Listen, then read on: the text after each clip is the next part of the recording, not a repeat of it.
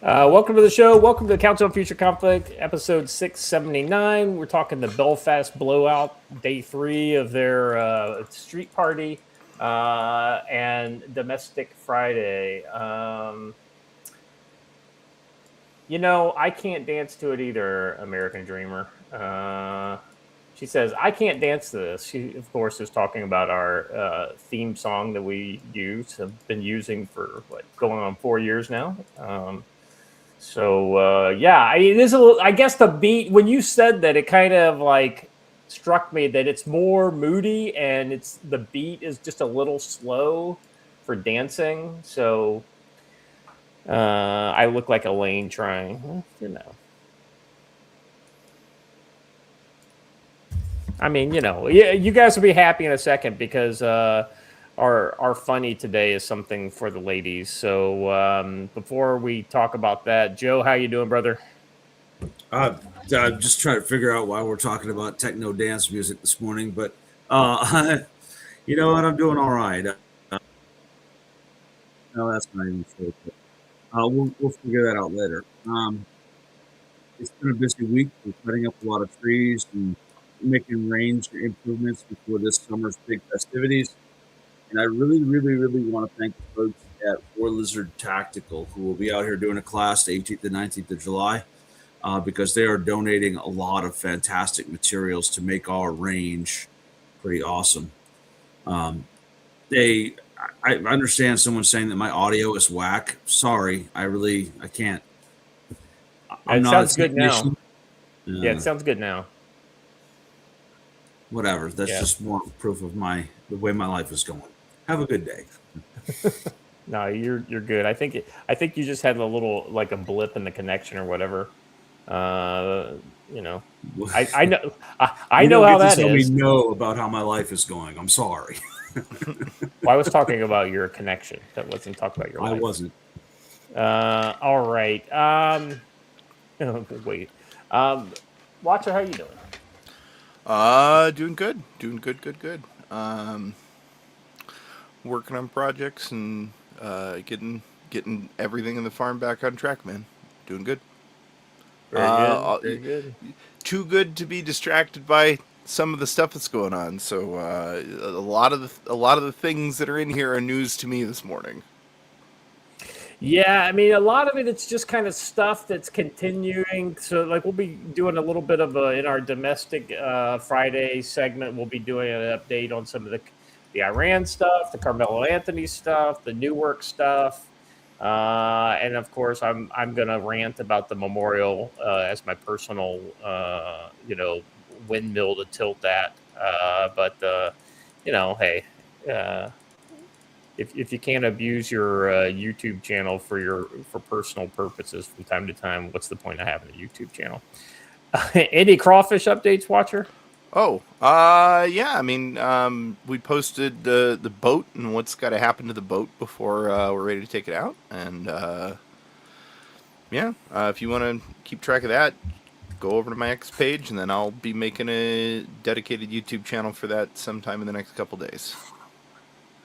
That'll be awesome. All right. Before we go any further, I want to absolutely call out the legend Loki Larp, who has made his glorious return to the chat after a time away with 50 gifted subscriptions over on Rumble. So if you are not a normal Rumbler, go over to Rumble, log in, get in the chat, say hey.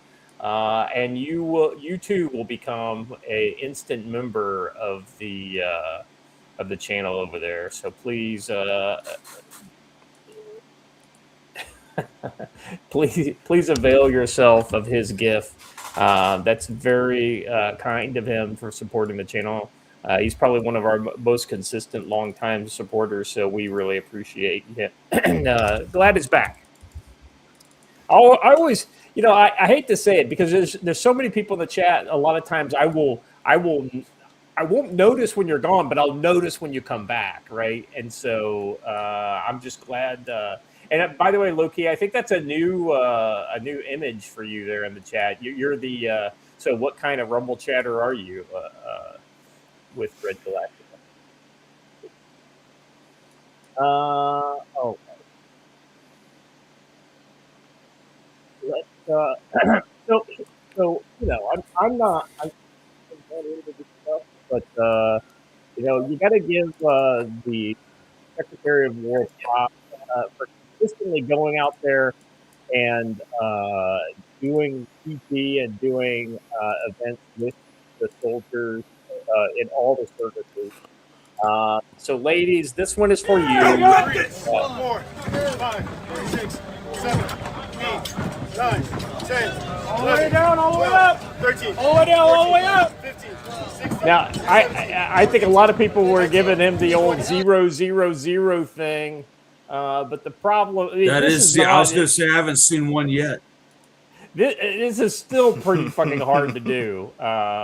It's what do you expect from somebody who was a captain, in the infantry, All I'm gonna say is those look like bench presses in the same way that most Marine Corps sit-ups look like sit-ups.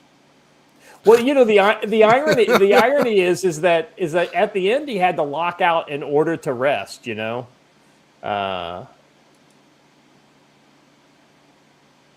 good stuff. Yeah, I mean it's awesome that he gets out there and does that. I mean, I can't remember the last time we had a Secretary of Defense who could do that. So, American Dreamer. Be right back. Shower. Scott, the next one I've got the wrong link for, but I'll post the right one. Okay. Yes. So if you if you didn't have enough anxiety this morning, maybe this horror-inducing video we'll be looking at here in a second will give you the anxiety that you're missing in your life. I mean, I could absolutely see this in a freaking horror movie, Wait, what? Are we talking about the same one? Link number 1. Oh. I didn't have that one for some reason. There we go. Yeah. There we go. Okay. So what you're looking at here is Israeli drone found a Hezbollah terrorist in an underground terror tunnel. Later on, all the terrorists were eliminated by Israeli Air Force. One by one, we will find and hunt them all like roaches, says the poster. And then there at the end, he's firing at the drone. And my guess is he probably hits it. I don't know. It seemed to do the traditional Middle Eastern reference to the sites of none at all. Yeah. Right. Well, the only reason why I guess it either blew up and or it was hit, or probably both. I don't know. Well, if it blew up anywhere in that tunnel, he was going to catch some effects. Oh yeah, he's gone. Yeah, even if it's not a thermobaric, Joe. Though that would be fucking mean. You don't need to be a thermobaric rocket to have thermobaric effects. Yeah. Yeah, 100%. Because it's basically like like that tunnel is basically like a barrel of a gun, right? And like an explosion where that drone is, and especially if it's some sort of a shape charge or something along those lines. I don't know what the Israelis are putting on their suicide drones, so who knows? But yeah. That's a bad day in anybody's neighborhood when your terror tunnel gets invaded by robotic drones. Yeah, and I don't know that we should be celebrating the Ukrainification of this conflict by sharing drone snuff videos. Way to go, Israelis! Way to go! All right. Watcher, any thoughts? You're our drone expert here. That can't be easy flying a drone through those tunnels. Yeah, I would actually be surprised if it was a human operator. So a lot of the drone technology that we have now is self-navigating, specifically in tight tunnels and that kind of stuff. Some of it developed for mining situations and that kind of thing.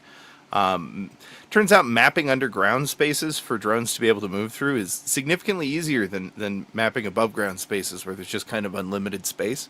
Your like all the equipment that you use doesn't have to go very far distance to be able to navigate a tunnel system. In future, I'd be surprised if you didn't have just a swarm of them that you released basically at a tunnel entrance, and then they just A, mapped the tunnel and sent that mapping data back, and then B, eliminated whatever they found on their way through. Yeah. Well, I mean, that's the way. Especially, I think China is likely to weaponize, autonomous drones like that.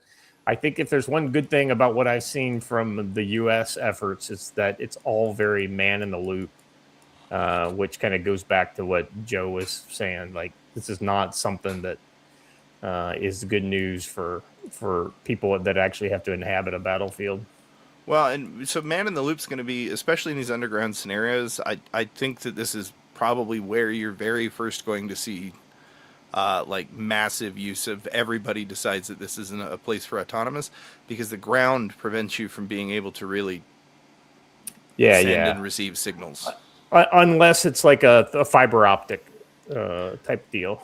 Right, and then that has severe limitations all on its own. Yeah, 100%. All right. Let us move on to the next one here. All right. Appeals court says U.S. government can keep collecting 10% of tariffs for now. Very smug face from Donald Trump there. It's appropriate probably. U.S. government can continue collecting 10% of the worldwide tariffs it imposed on in February, while legal challenges to the levies continued to work their way through court. A federal court ruled on Thursday. The Court of Appeals for the Federal Circuit in the Washington decision handed the procedural win to the Trump administration, concluding that its case was likely to succeed on the merits. At issue are temporary 10% worldwide tariffs that Donald Trump imposed after the Supreme Court in February struck down even broader double-digit tariffs the president had imposed last year on almost every country on earth. The new tariffs invoked under Section 122 of the Trade Act of 1974 are set to expire on July 24th. Section 122, which had never been used to justify import taxes before, allows the president to impose worldwide tariffs up to 15% for 150 days, after which congressional approval is needed to extend them. Section 122 is aimed at what it calls fundamental international payments problems. In dispute is whether the wording covers trade deficits, the gap between the U.S. and between what the U.S. sells to other countries and what it buys from them, as the Trump administration contends. A split three-judge panel in the Specialized Court of International Trade in New York found last month the 10% global tariffs were issued or were illegal after small businesses sued to stop them. The trade court ruled 2-1 that Trump overstepped the tariff power that Congress had delegated to the president under the law. Tariffs are invalid and unauthorized by law was the majority vote. This case is headed for the Supreme Court because, of course, it is. I mean, heaven forbid we used any of the tools in our arsenal to make trade more fair again. Well, that would spit in the globalists' eye, Scott. Say again?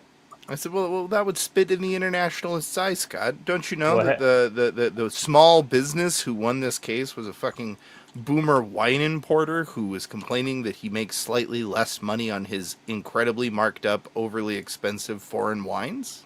Yeah.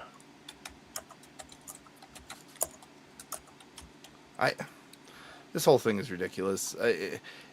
What I like is that this ruling came through in time for when those other judges were essentially trying to rule that he had to return the money. And luckily, nobody has done that yet, because this other court is essentially saying, no, you're probably going to win.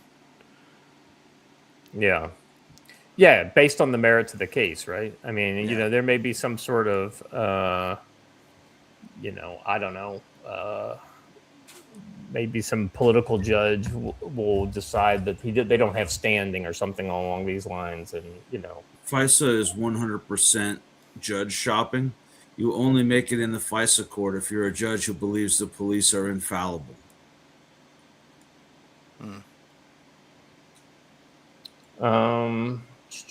Anything else on this one, gents?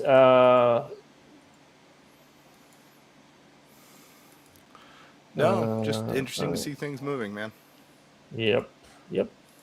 For those of you who wonder, Scott, you guys don't talk about NATO enough. I want a NATO update. Said Literally, no one has ever said that. Exactly right. Said no one ever. Improved security situation in Kosovo allows for optimization of KFOR mission. So NATO will gradually adjust KFOR's posture in Kosovo over the next year in response to the improved security situation. Wasn't it just 2 years ago, Joe, that they were getting ready to, Serbia was getting ready to deploy forces or something along these lines into Kosovo? So, I mean, I think this is rather optimistic to say that, hey, we can go home.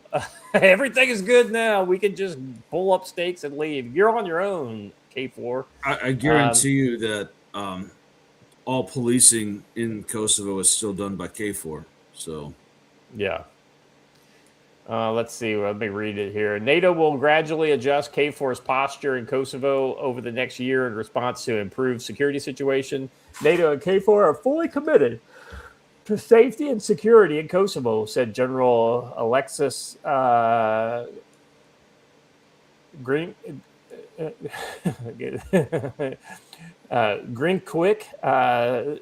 Supreme Allied Commander in Europe. I have no idea how you say his name. That's a hard one. Well, too many consonants. It is this commitment that has led to increased stability and security organizations. As the security organizations in Kosovo have become more capable, the current conditions provide an opportunity to optimize KFOR size and posture further. Let's see, we got a little more here from, having known some of the people that write these stories, I feel like I have to at least read a little more here. What do we got? I got some K4 patches across the room somewhere here in that patch book over there. Yeah, Joe, I mean, this is a mission that's really changed over the years, right? I mean, it was pretty hairy for a while. When was it late 90s, like 97? Was that when Kosovo kind of... K4 was it began somewhere around 95, 96 and carried on from there. But the rough part was 90, I think it was 96, 97. Yeah, I mean, but ultimately that came out of what is it? Was it I4 or what was what was it? The original force was focused on Bosnia, right? And that was I4, I think. Yeah, implementation force or whatever. That was to prevent the extinction of the Kosovo, the people of Kosovo, by all of their neighbors. So. Yeah. Let's see here. With the security situation now stable, KFOR's posture can be adjusted accordingly and effectively maintaining a safe and secure environment for all peoples and communities living in Kosovo. NATO and KFOR are committed to the safety and security of Kosovo. All right, we got that already. Let's see. Since 1999, KFOR's posture is continuously adjusted so the mission remains fit for purpose and responds to the evolving security situation. Following increased tensions and violence. Yeah, there we go. We were just talking about that in 2023, including unjustified attacks against. That's right, because I was there I was in Turkey when all that was going on, so I remember that pretty well. Including unjustified attacks against KFOR peacekeepers.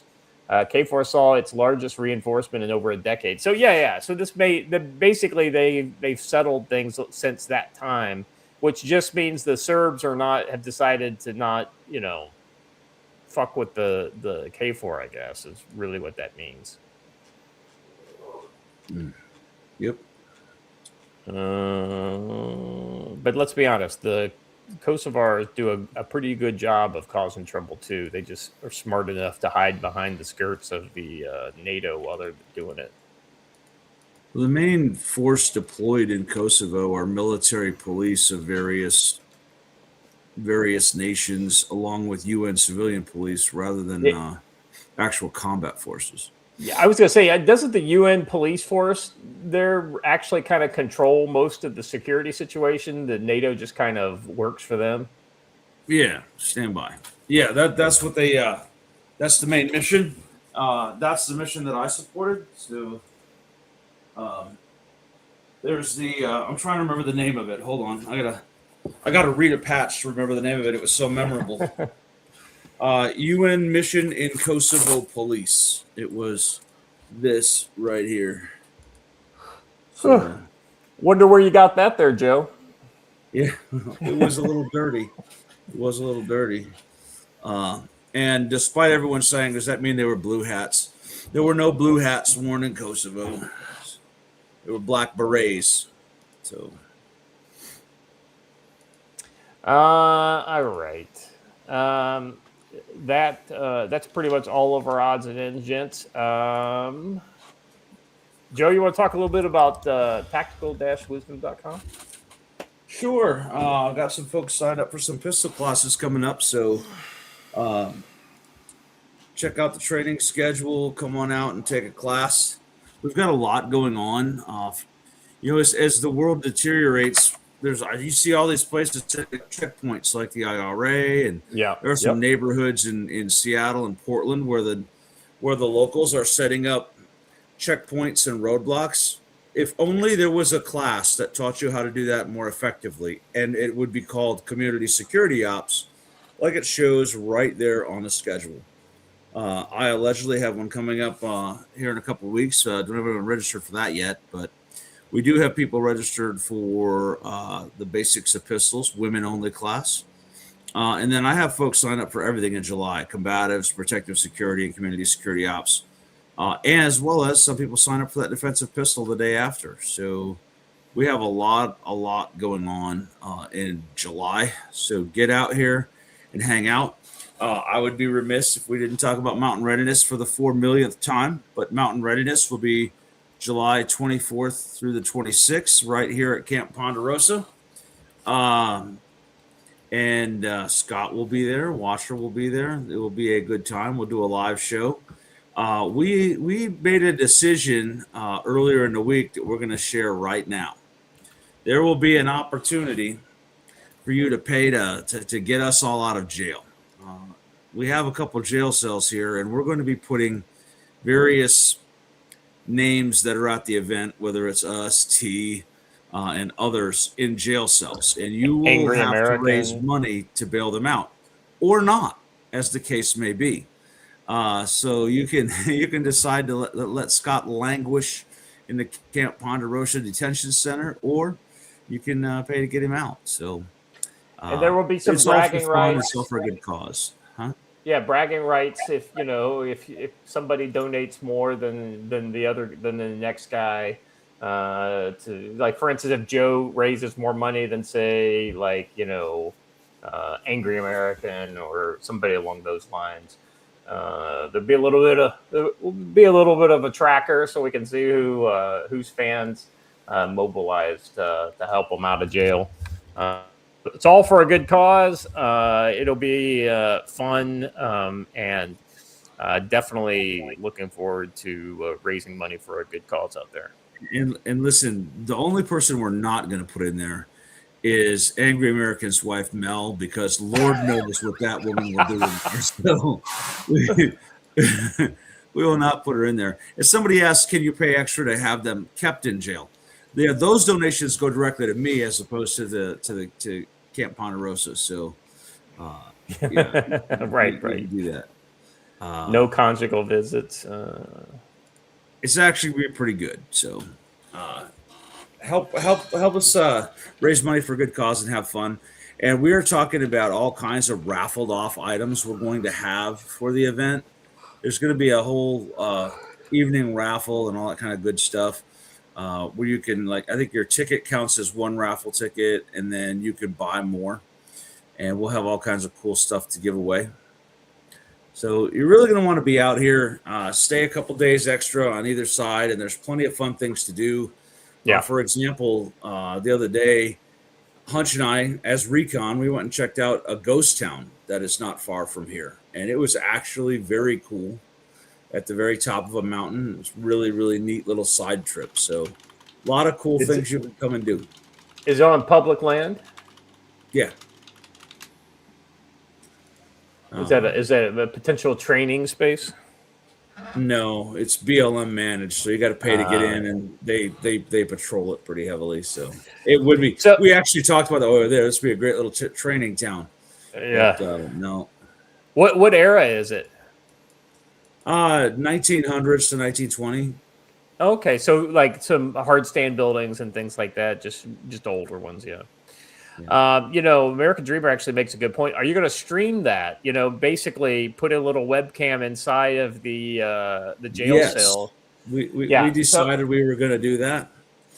Well, we'll stream some of it because I think what might make sense for that is if you're there locally, like there's a webcam in there, and there might be a monitor outside, so everybody can gather around and watch you, and maybe there's a way to communicate into jail to say if you do a stupid thing or something like that, we'll pay more money. So it's like Dance Monkey, something along those lines. You could taunt us like that, and we can either choose to do it or not. I know, so I'm saying we can choose to do it or not. But you could at least kind of watch us pout if you try to give us a hard time. So and that being said, if it is even if it's just streamed locally like that, I'm sure Watcher can catch some clips and make. There is also another fundraiser that will be going on, thanks to our friends at AAA Tactical. It will involve me and Rhodesian brushstroke shorts, and we'll talk about it later. And we'll see. I think maybe I might have some Desert Night camo. Some DNC ones, yeah. Yeah. Yeah, but you always wear camouflage shorts. I literally never do. Yeah, right. That's true. Yeah, I wear shorts. I mean, that's I'm not afraid of them. I'm over the age of 12, so. All right. I remember as a kid. Hold on, Patrick. You took that to a weird place. Will there be toilet hooch in the jail cells? Listen, Patrick. Keep what you do at home on the DL. It's not anyway. Janine Rogers. Does it cost extra to handcuff you? Listen, hold on. On that note, just for Gene Rogers, we have leg irons. So do with that information whatever you will. And American Dreamer likes where she's going on that. So we got leg irons and handcuffs here. So yeah, Derna, you're probably not far off. I would say my fashion sense was probably solidified by second year of college, maybe, and it didn't change a lot from high school, to be honest with you. It's t-shirts and shorts and flip-flops whenever I can get away with it. Listen, all you ladies talking about handcuffing us and jailing us, that's fine, but I get to pick the jailer's uniform. I'm just throwing that out there. Yeah, you have to wear the uniform that that Joe is handcuffed in. All right. Hey, man, living in Arizona, you have to wear shorts. Nope, you don't have to. I've been in some pretty hot places in the world and never wore shorts once. I remember going to this Christian summer camp, like I guess this was maybe 7th or 8th grade, something along these lines, right? And I remember going, and it was, it's Kentucky hot, right? So like 90, 91, 90 degrees. And the man who was the kind of the group leader for our, he was a dad who was volunteering, right? And his job was like a electrical line guy, right? So like, because he talked about, going to various different places throughout the Midwest, during tornado season and things like that. And every day he had on a not a flannel shirt, but I want to say it was a long sleeve shirt that he'd roll the sleeves up, like just below his, but it was a button up shirt, a workman's shirt or whatever. And he had blue jeans on every day. And I was just like, how are you like handling it in the, how do you wear the jeans? Like, it's so damn hot out here. And of course, like, fast forward to me in Iraq, fucking sitting in 125, 130 degree weather in the middle of the Iraqi desert inside a fucking sweltering Humvee with all that shit on. And I remember sitting there thinking about that man. I was like, I get it. I totally get it now. I mean, you just get used to it. All right. I'm sorry. A little memory there. All right. Brush beater obscene profit segment here. In the midst of continuing strife in Belfast and multiple flashpoints across the United States, from the chaos in Newark to Carmelo Anthony-linked protests and other domestic unrest, the streets are growing more volatile every day. When riots break out, the normal communications get overwhelmed or shut down. You need reliable, independent tools to stay connected.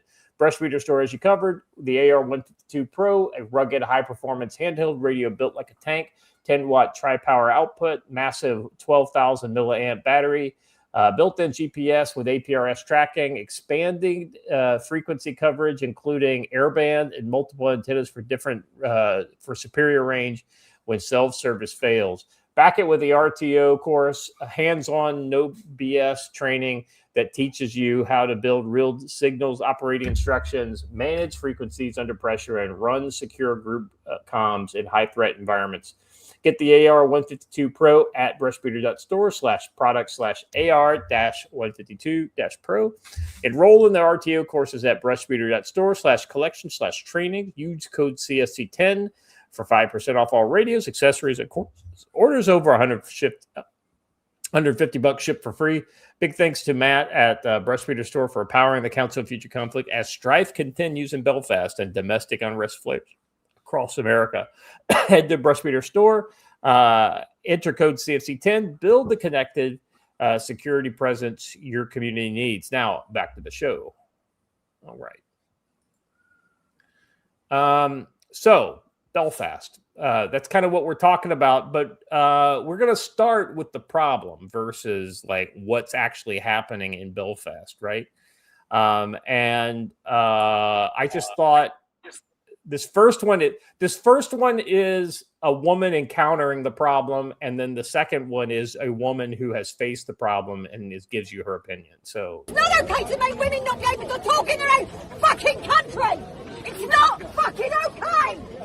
Do you understand? It's abuse, you fucking cunt! Fucking abuse! And I'm sick of fucking arseholes telling me otherwise.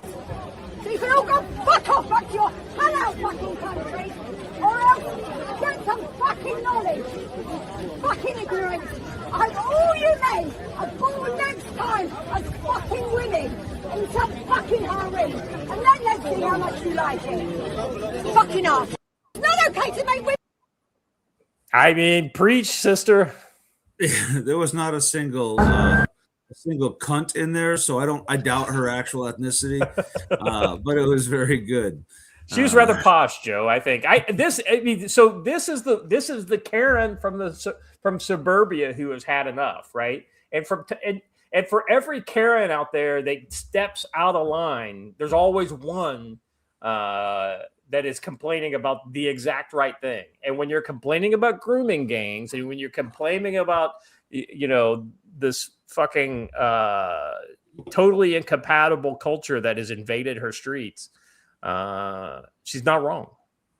Yeah, she's 100% right. Yeah, don't upset redheads, y'all. It's not a good thing. Yeah. This is a woman, and this is Belfast. This is a produced video. It's about a minute and a half. I figured she's got some pretty good stuff. I don't want them in my country anymore.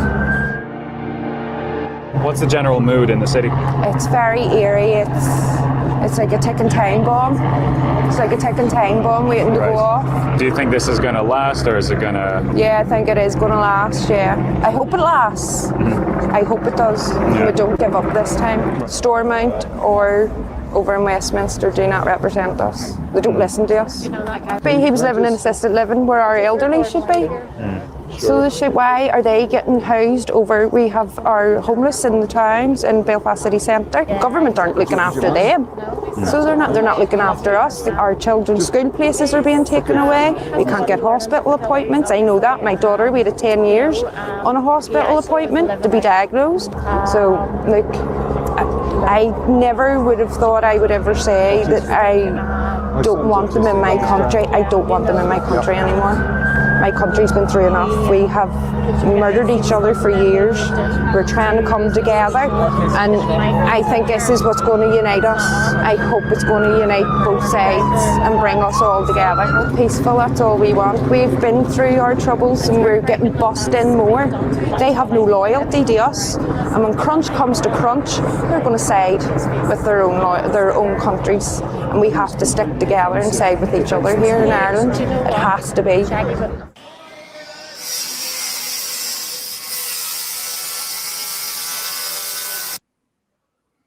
Watcher, if you could, just based on something she said, if you look on the very last link in segment 1, if you could, it's out of order now. If you could, I've highlighted it. If you could open that one, because that's the one that kind of talks about, because she talked about that people were kind of coming together over this, right? And Joe, there was so much dividing these people, politics, religion, all this kind of stuff, especially in Northern Ireland.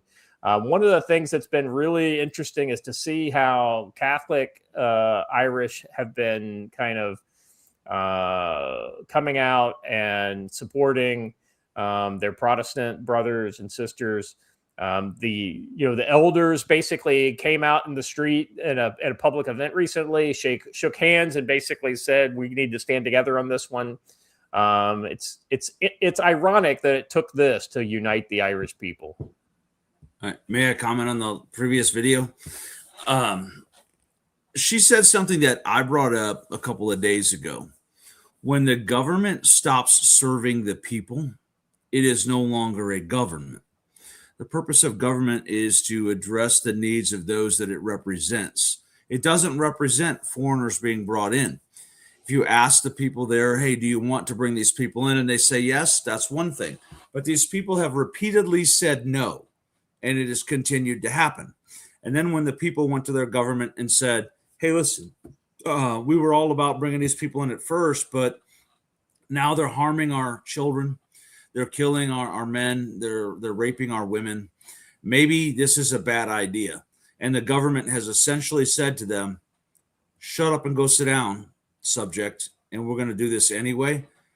Then it does become time for people to write letters like we famously did when we wrote the world's greatest breakup letter ever, right? Yeah. And it is time for people to remind the government of who their rightful masters are. That's a Thomas Jefferson quote. He said, we need a little revolution every 20 years or so to remind the government of who their rightful masters are. And 100% true. Yeah, that's 100% right. Watcher, kind of what's your take on what Joe was just talking about, and then more broadly on the kind of unifying factor of this?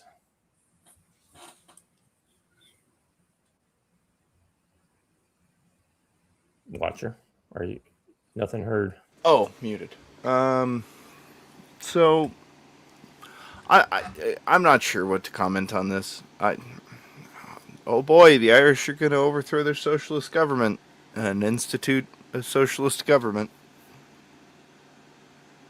I'm sorry. I hope that this kicks off and it actually does something for the rest of Europe and we see some kind of change out of this. But what I heard from the first video was a woman who self-admittedly was part of the problem. Like, oh, I used to be horrified to say that. Right. Yeah. No, like, okay, so you don't want to say it, but you were literally one of the people saying to bring them in then, right? Like, let's just be honest about what it is. I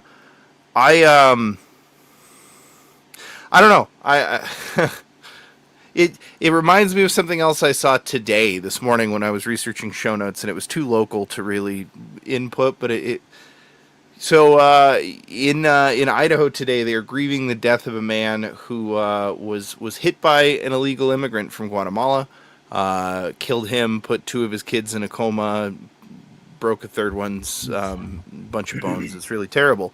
But then you look into it, and like he and his wife were both immigration advocates. So Yeah, I just that's what I think about this. Is I great. I'm glad people are changing. I don't know that some of these people shouldn't just be allowed to change their mind and be allowed to get away with what they've been getting away with. You know, what's funny is that goes to the story I told you guys before the show of the lion eating the cat here locally, right? So to inform the chat of the story, this woman was complaining on Facebook that at 4:30 a.m. a lion came on her porch and ate her cat. It's the exact example that Watcher just made. There are these advocates for immigration who bring in these people from horrible backwards cultures who don't have the same norms that we do, and then they're shocked when those people act exactly like they always have everywhere they've ever been. These people moved out to Montana and left their cat out, and then were shocked that the wildlife wasn't warm and cuddly like they see in Disney movies, Right, and it right. ate their cat. But the cat's being the cat. And in these areas, Muslim men are being Muslim men. Scott, you've been in the same parts of the earth occupied by Muslim men that I have, and they all act the same, correct? Yep, pretty much. Yeah, I mean, this should not have come as a shock to anyone that these kind of behaviors were going to happen. I mean, some are more honorable than others, but ultimately, yeah, I mean, they've all got here. The problem is when you share the same culture, you get the same results, in the aggregate, right? Let's be honest, Joe, you and I have both worked with a lot of Muslim men who we thought are honorable guys and good dudes. And, we saw eye to eye on a lot of common things. The problem is that you have no idea what's really going on inside that guy's head. You may be in simpatico and all kinds of stuff, but he may literally say, just wait till you leave. And that way that's the guy who blows himself up in the DFAC 2 weeks later. Right. Exactly right. So, yeah, it's, it's frustrating, but hey. Patrick had a member chat on there that was worth sharing. Yeah, right here. Sorry. I demand that we do something about this feline on feline crime. I'm sad. I'm sad it wasn't a bear that ate the cat. Yes, it was absolutely a big cat that ate the little cat. As Punch and I are out here shooting these gophers and leaving them in a pile, we're seeing a lot more bear signs. So maybe our strategy is backfiring on us. We might be calling it a bear. So right. That's not cool. I got that good news, by the way, that I was expecting. All right.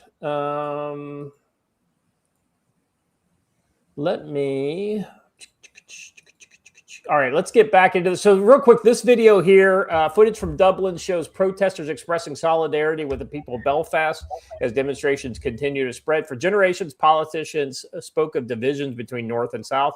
Today, many are pointing to something different. People on both sides of the border finding common cause on immigration, national identity, and the future of their countries. The old divisions may not be disappearing, but a new unity appears to be emerging. Unity is strength. Yeah, so here's the thing, ultimately, if they want to do socialism, as long as it's national socialism, I guess it's fine. Until these people have a true Republican, free, they'll never be free. There will always be some scheme that the con artists and liars who they vote into office will try to foist upon them. Because they know what's best for them, right? This is what knowing what's best for you looks like.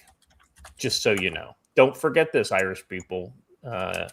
You asked for this. All right.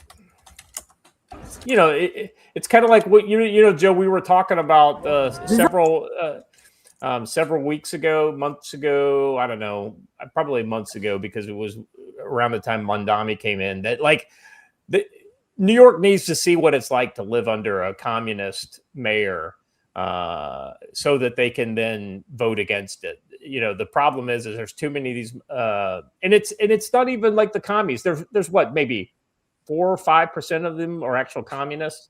Most of these people are just go along to get alongs, lucky loos who don't even vote. You know, when you don't vote, you vote. You just vote with your absence. So, congratulations, people of Ireland, people of New York. You're living through what you voted for. All right. Sorry. Yeah, but that goes to that point I made earlier of like everyone, or I guess it was before the show started, everyone likes to romanticize their memory of the IRA because they're doing what they think are cool things now. But the IRA have been Marxist from the very beginning. And that's an important thing to remember. And it's the IRA who are literally importing all of these foreigners and telling people to shut the fuck up about it. Like that. Yeah, the IRA is the... It's the political. These guys who are actually out fighting it aren't actually IRA, right? They're just Irish people. Well, and this kind of goes back to the idea that we were talking about, right? Is that, you know, they lure them in with these broad idealistic nationalist kind of, you know, for your people, for your religion kind of arguments, and then they basically propagandize them with the Marxist revolution bullshit, and then before they know it, they're fully brainwashed. Earl Corgi for $19.99. Thank you very much, brother. I get it. I do. A lot of people coming on board lately are the shit libs of yesterday. There are some who should never be forgotten and forgiven. But to win, we have to grow and allow changes. Yeah. So here's the thing. Like, when Karen goes from being an annoying bitch in your neighborhood to somebody who's actually willing to speak out against real things, hey, it may be a clock, you know, that's half right, or, you know, right twice a day type of a broken clock's right twice a day. Okay, if that's the case, then she's right at that moment.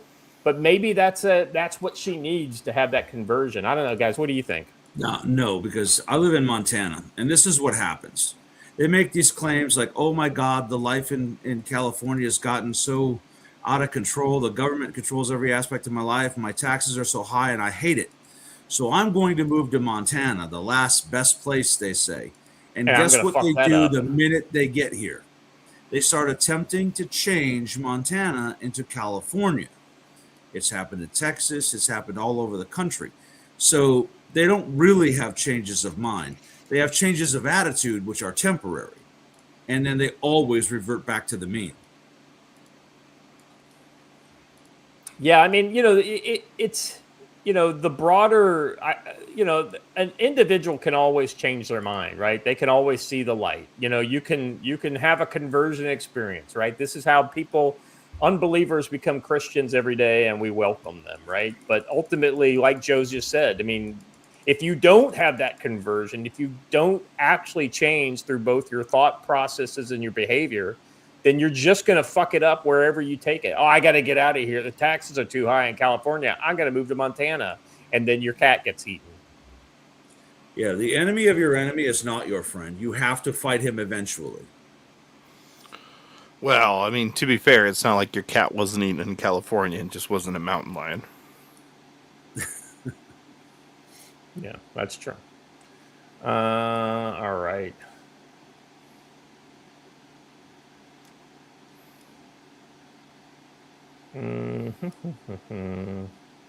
All right, let's move on.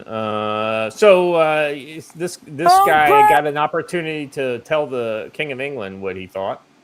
Gentlemen, get Keith's camera out! Say his name! Every Novak! We want to your out! Stop the boats! Got the illegals deported! Yeah.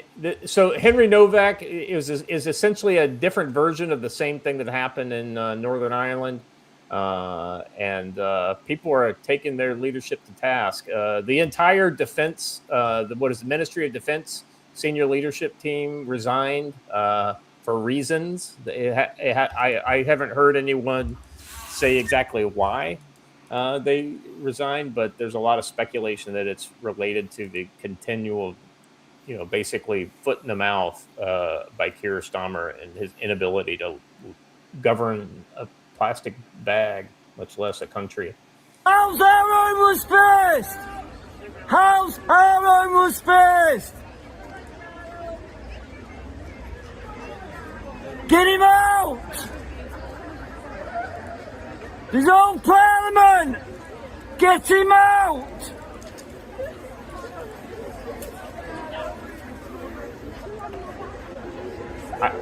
I get the feeling this generally isn't done.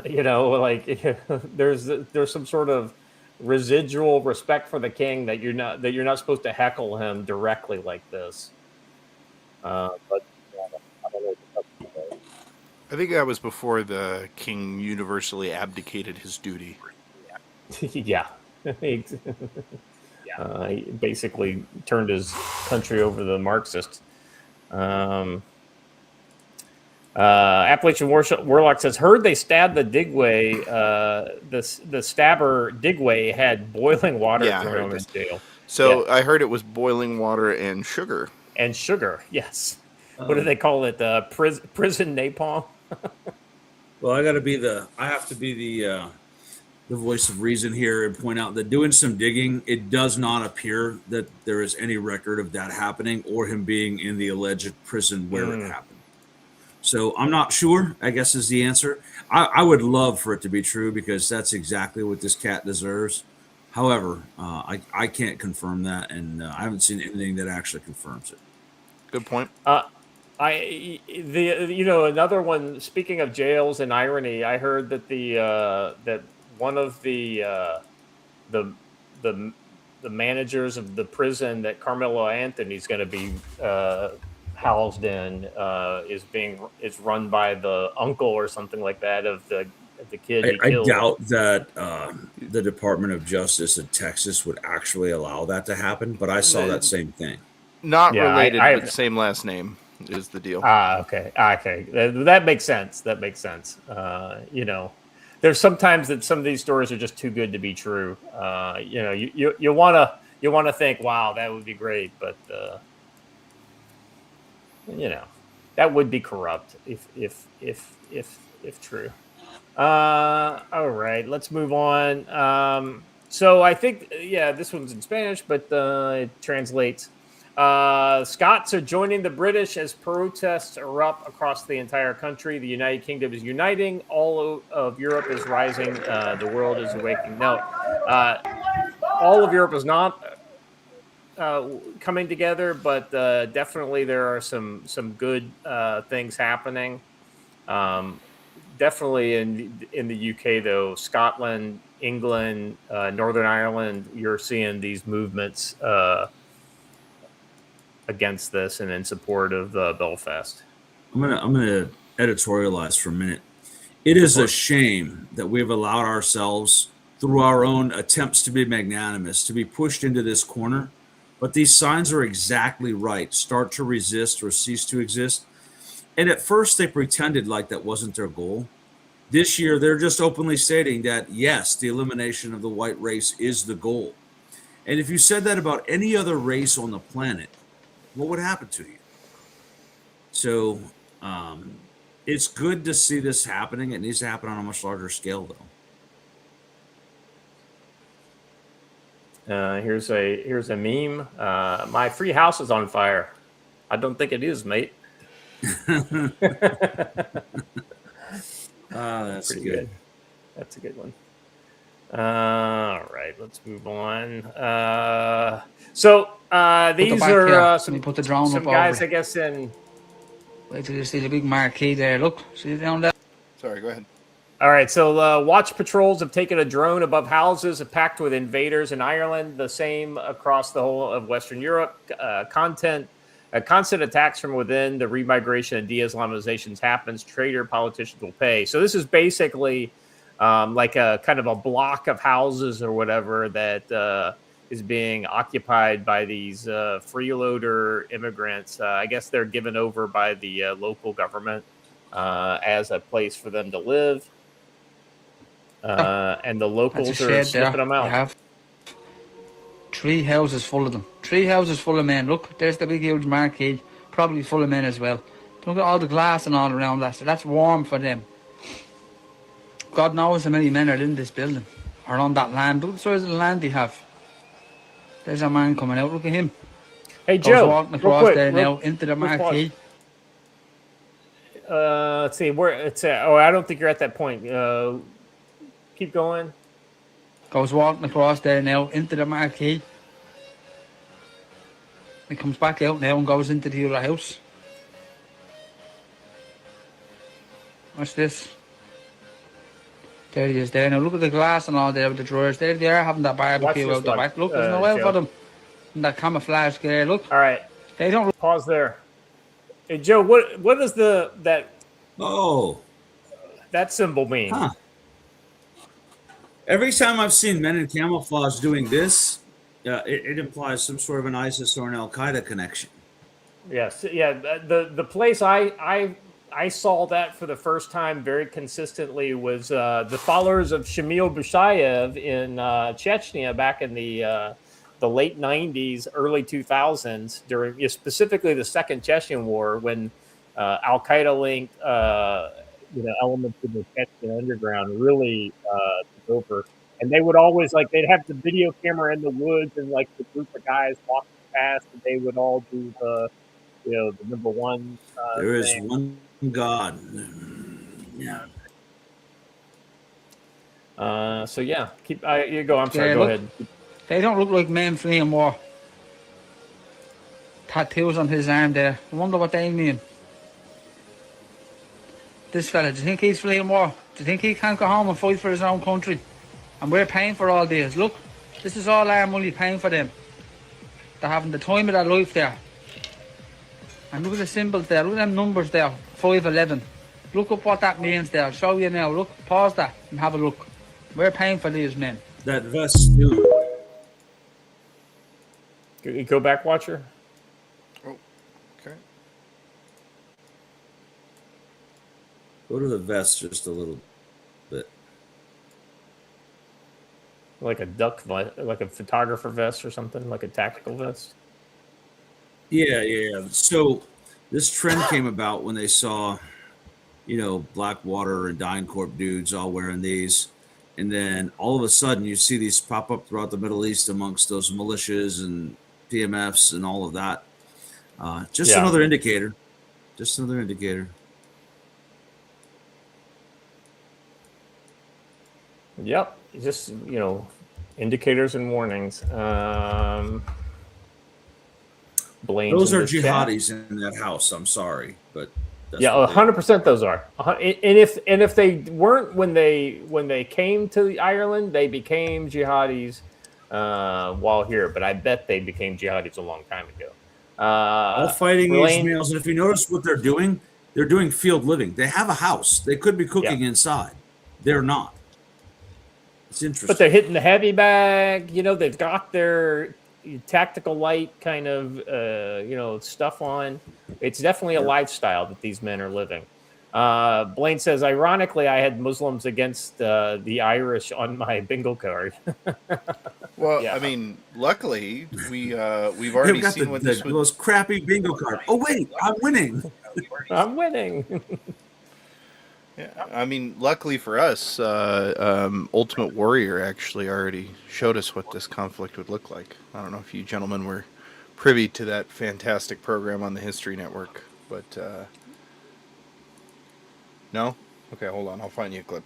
I'm aware of the show, but I thought it was ridiculous. So. Oh, it is, and that's literally why I'm bringing it up. Here we go. When you said Ultimate Warrior to me, I thought you were talking about Deadliest Warrior. That's what it is. Here you go. Ultimate Warrior. Here you go. Taliban versus IRA.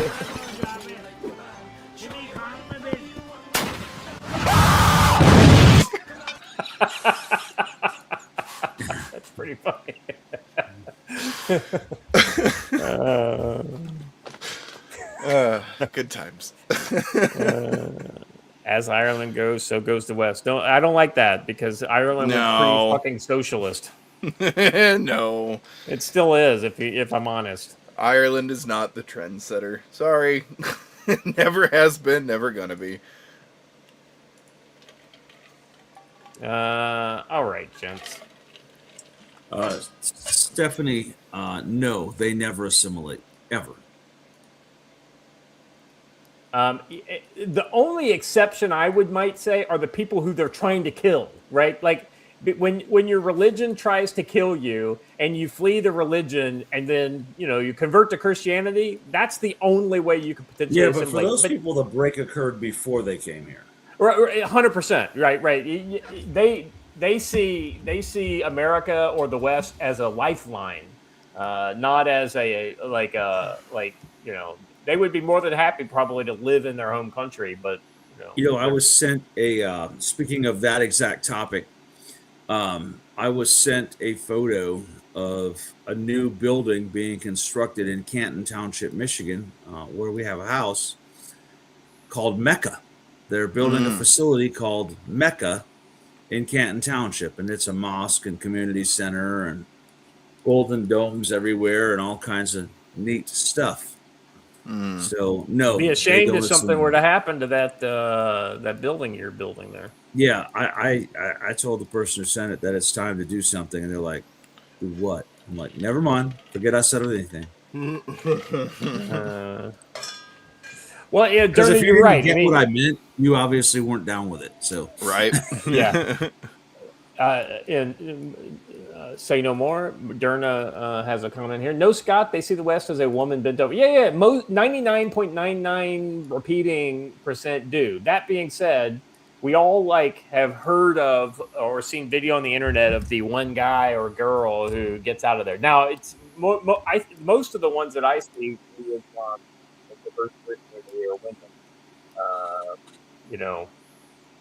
And there are some percentage of Muslims who are crypto, Christians and things like that, trying to hide in plain sight. But, that's not what I would call particularly brave. And you still have all the baggage from the culture. Squishy makes a good point, but I want to push back on him a little bit. I'm sorry, my computer's lagging horribly. Go for it. You're good. Yeah, it's time to attend county board zoning meetings. While that's true, you have to get involved locally and all that. I will push back with this. Show me the constitutional authority anywhere for a zoning board, for a board that tells you what you can do with your own property. There isn't. Sorry. This is funny. Crypto Christians makes me think there was a Bitcoin Jesus. Oh, good Lord.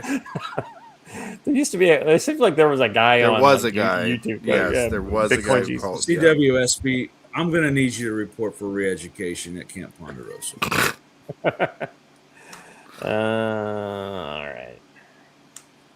All right. You're right, Squishy. I forgot who I was talking to. My bad. My bad. Okay.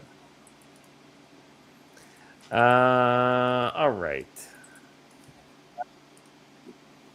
Next one. Let's see. Yep, this is the drone one. Let me move on to the next one.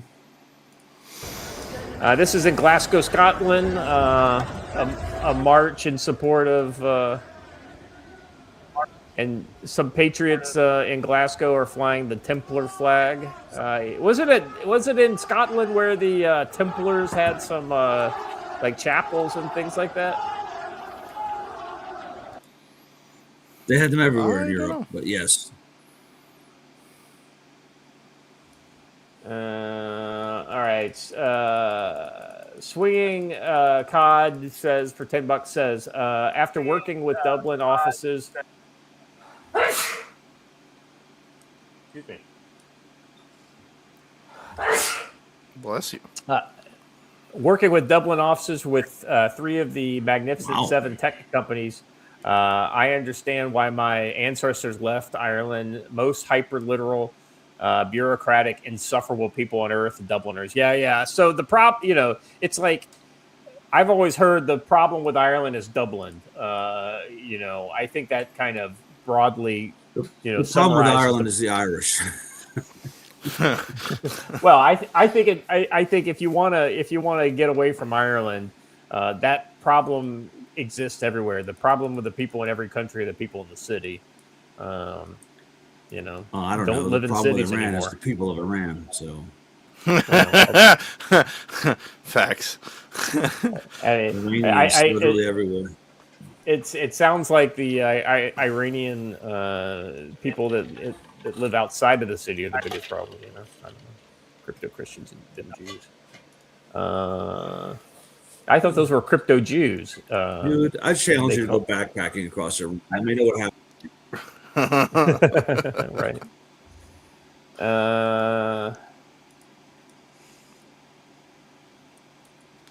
All I can think of is that crazy Irish guy from Braveheart. Yeah, well,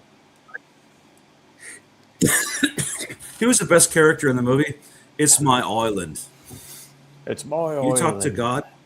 Yes. In order to find a sequel, an Irishman is forced to speak to the Almighty. Great character. All right. This is more video from Belfast. The third night of protests saw tensions remain high as unrest continued across the city. If politicians keep ignoring the public anger, this crisis is only going to get worse.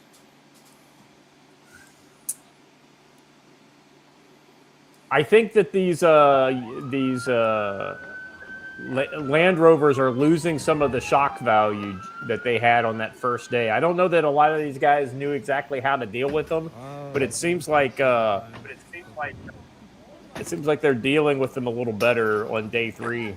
Imagine what it'll be like if this goes on for a couple of weeks.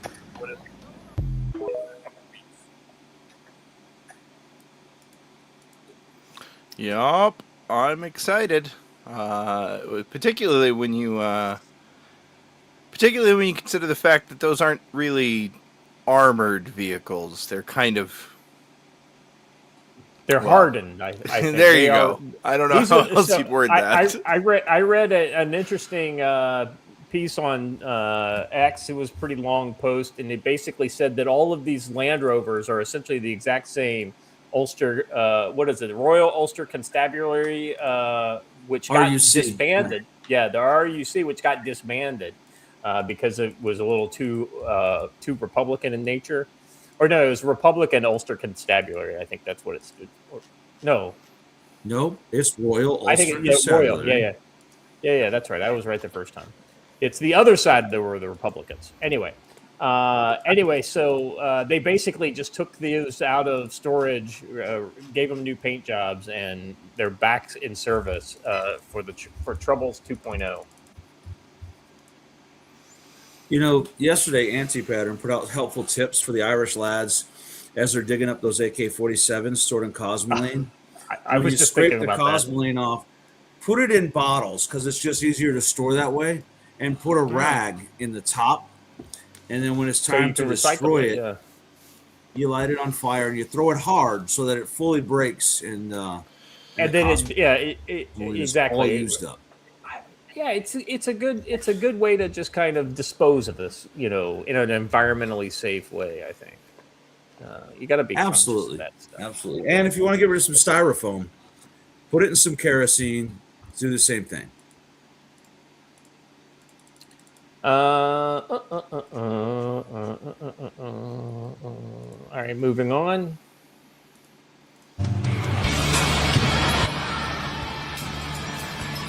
Or are we?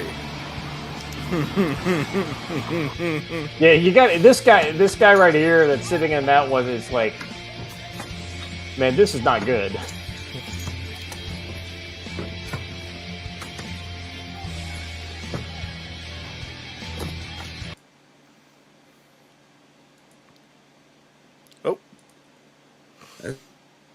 It's a bad day. That's a bad day to be a police officer in a little lorry. Yeah, you know what's sad? Malta, those are literally paddy wagons. Everyone driving it is named Patty, and everyone getting thrown in the back of it is named Patty. So I saw them like dislodge.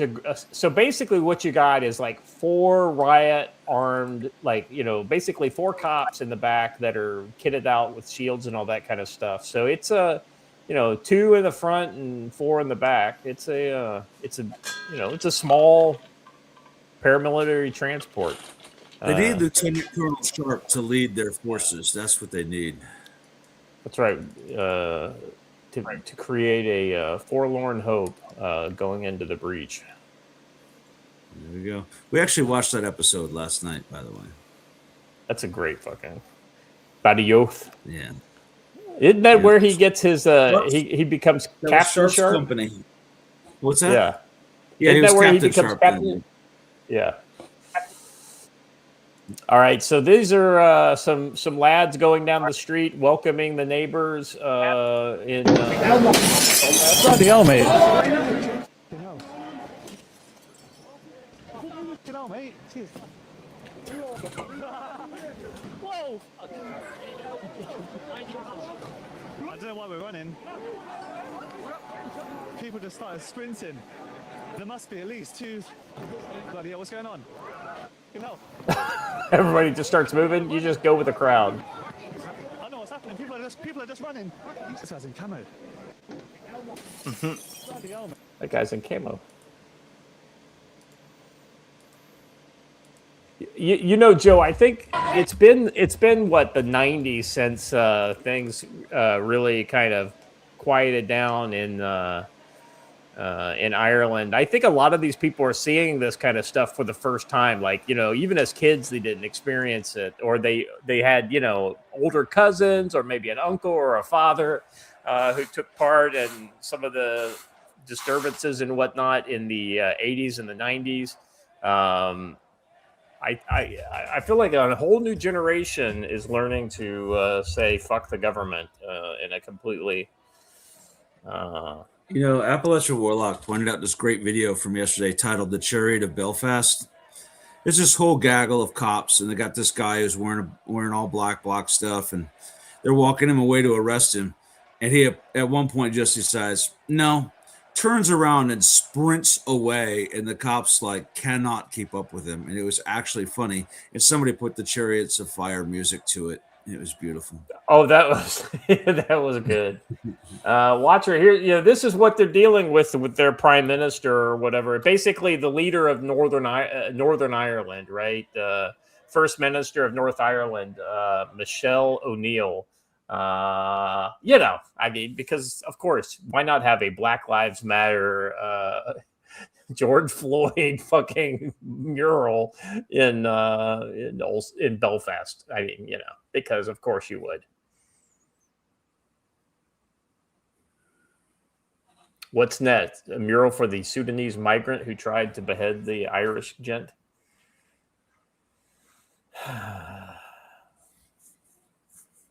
And several houses that were occupied by burned again last night as well.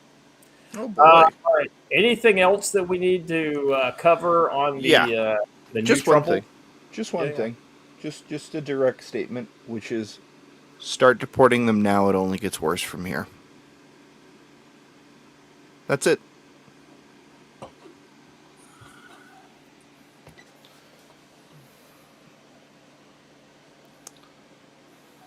Yeah, I have. I guess I have noticed an interesting. I guess it's kind of like one of these hooligan chants that they have.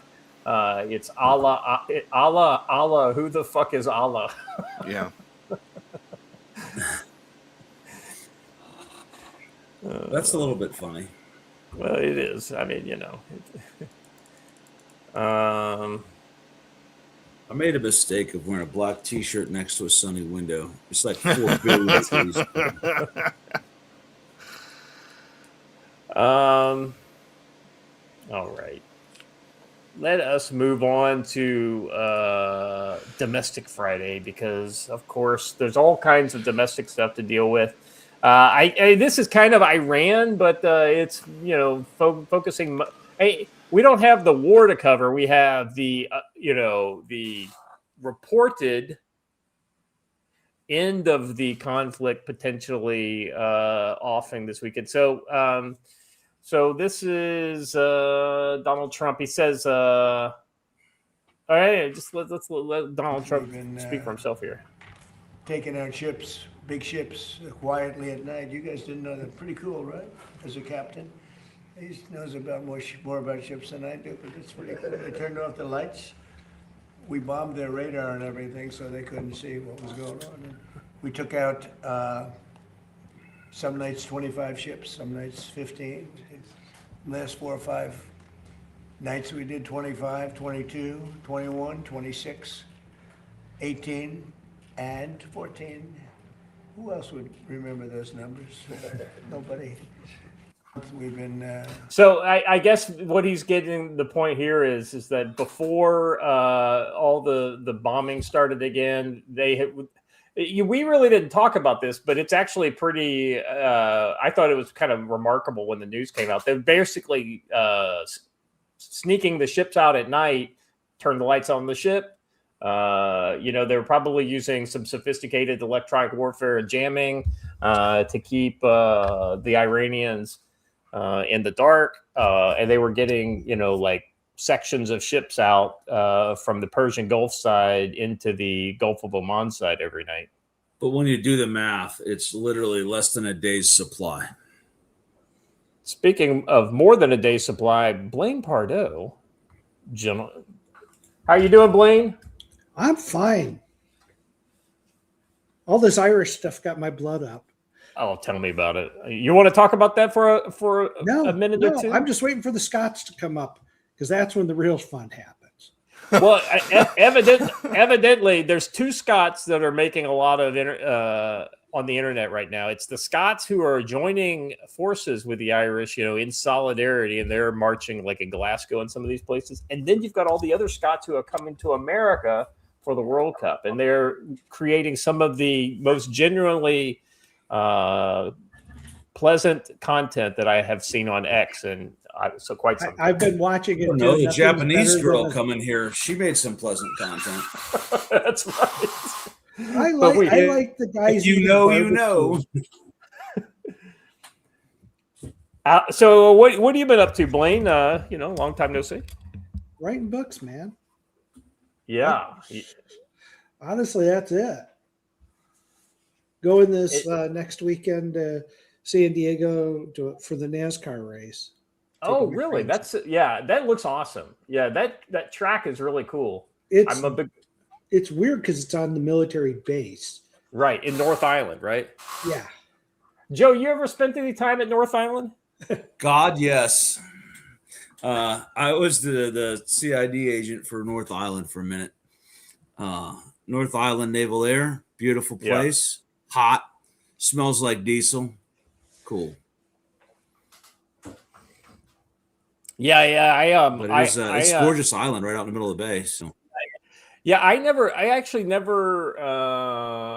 think I went on the base one time, but I never had call to go when I lived in San Diego. I was in the military at the time, so I did have my National Guard ID card, so I was able to get on the one time I had to go. Well, let's get back into it. We were just talking. Yeah. Go ahead. I'm sorry. For the record, being the duty the duty CID agent for the Marines there means that you are the NCIS's bitch and do all their work. So. I can only imagine. I just remember all the Navy SEALs who were at Buds, like the guys that were in the the Gulag platoon or whatever, the guys that were hurt or whatever, and they were like on training hold or whatever. They would get into some stupidity in the gas lamp, and then the SPs would come over, or the Marine MPs or whatever, and it was always kind of like it's like I had no connection to the military at the moment, but I had several friends that were in the Navy at the time, and I always just thought it was so funny that seeing the MPs and not having to worry about them. Yeah. Yep. Blaine, we were just talking about the Donald Trump talking about sneaking ships out of the Persian Gulf at night. I thought that was actually pretty, it didn't surprise me, I guess, that we could do that, but I it's thought pretty it was audacious. great. It explains why the oil prices had been dropping despite all of the stuff that was going on, because he was secretly relieving pressure. Yeah. I think it's great. It's like he literally just pulled down his pants and mooned Iran by like saying that out loud. Like, oh yeah, Right. we've been shipping stuff through. There's nothing you can do about it. Well, yeah, that's the irony, right? Outside of putting a boat into the actual, to get eyes on the shipping lanes on the far side of the Straits of Hormuz, and that was very difficult for Iran to do. And at night, it's not easy, right?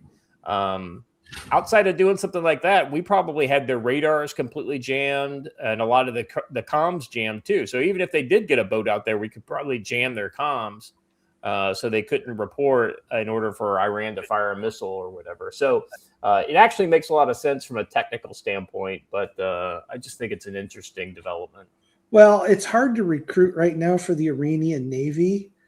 And it's almost as bad as if you're in the rocket service, because those every time they set up a missile launch site, it gets blown up. So it's really hard to find qualified people who just want to raise their hand when those opportunities present themselves. Yeah, I'm not. Go ahead. Go ahead. No, I was just going to say I yeah. hate to be the wet blanket here, but if you have a successful covert operation, the last thing you should do is tell the entire world about it. That's a good point. It makes me wonder what changed, right? Something had to have changed that made it no longer viable. I mean, let's be honest. We may not like all the generals that work for the president, but pretty much any general smart enough to know, Mr. President, please don't talk about this unless it's compromised. Well, it could be the Iranians tipped their hand sometime during the negotiations, said, "We know you're doing this." And at which point, why not? We don't know. There's a lot of shit we don't know, and I can live with that. Or it could be that Trump's just having fun. So somebody's going to write a book someday about all the shit that was going on in the back channels, and it'll be an interesting read. But until that happens, we won't have any clue. All right, moving on. This next story is related. At least 121 empty oil tankers are making their way to the United States right now. 68 of them could carry 2 million barrels each. We are the world's gas station. Blockade of the Strait of Hormuz. Well, in effect, for nearly 2 hours now. A ship tracking firm reports 121 empty oil tankers are making their way to the United States of America. 68 of those 121 vessels are very large crude carriers capable of carrying 2 million barrels apiece. President Trump has urged countries squeezed by Iran's disruption of the Strait of Hormuz to turn to American energy supplies instead. Well, it would appear perhaps they are obliging him. They are listening to Trump. The president told Fox, quote, China can send their ships to the U.S., China can send their ships to Venezuela, while also saying that empty oil-carrying ships from many nations are all headed to the U.S. to load up. That from the president of the United States. A lot to follow today. U.S. blockade. And I think when he went to China, they basically offered to sell as much oil as China wanted as well. So definitely interesting developments there. But the big news with Iran is not oil takers. It is this this whole kind of, I think it is hyperbole to say that the war is ended. But I think based on the recent attacks, it might have motivated the Iranians to come back to the table. That being said, Joe, how much do we trust any Iranian deal? 0%. 0%. That's exactly correct. It is the Our- 46th time he said that we're really close to yeah. this end. And at least the 47th time we've sank the entire Iranian Navy. All right, let's listen to the video here. We just made a great settlement of the war with Iran, and we're going to be subject to finalization of documents, which should get done over the next few days. Probably have a signing maybe in Europe, and it's a great thing. Stock market's up 1,000 points. That means they like the deal. See, that means they like, if the market goes down, that means they don't like the deal. But it's been up, oil's dropped. Oil will start coming down to, I think, even lower than it was before. I said I was in Iowa. It was $1.85 a gallon. And I don't know if I'm going to get there, but we're going to get pretty close. It's going to come down, and when oil comes down, everything else comes down. And most importantly, we have a deal that Iran will never have a nuclear weapon, which was the whole purpose of what we had to go through to get this. So it was a big, very big thing. But we have a signing soon, and the documents are in pretty final shape. So we'll see. We'll see. Very good. Should be done. That should be done pretty quickly. They want it every bit as much as everybody else wants it. And I think a lot of good relationships can ensue from this. I just spoke with the leaders of many of the countries that were mentioned in the release. I just spoke to Bibi. I spoke to the head of great heads of nations, Qatar, UAE, Saudi Arabia, Bahrain, Kuwait, and others. And we're going to be talking to Turkey. President Erdogan was great. And it's really a wonderful thing. With a lot of spirit. Pakistan was fantastic. The Prime Minister and the I call him the general. He's a general. He's a great general. He's so great that he's actually a field marshal, a step above. And they're all very happy. The whole Middle East is happy, and long beyond the Middle East, the Strait will open as soon as we have it signed. So there you have it. It's all great. Everybody that he's dealing with is great. War will be over shortly. Nothing to see here. Move along. These aren't the droids you're looking for. So the same thing he's been saying for 3 months. Right.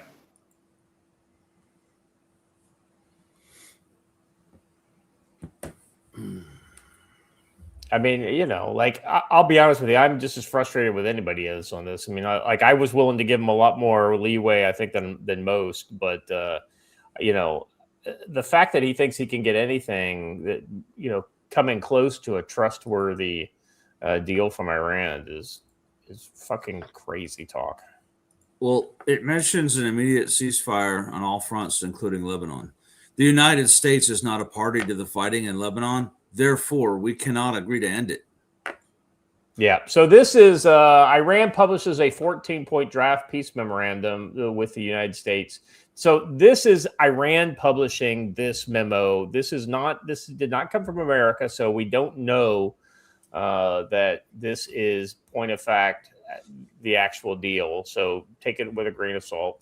Iranian state agency MER has released the full text of a proposed 14-point framework agreement between Iran and the United States. Full and immediate cessation of war on all fronts, including Lebanon.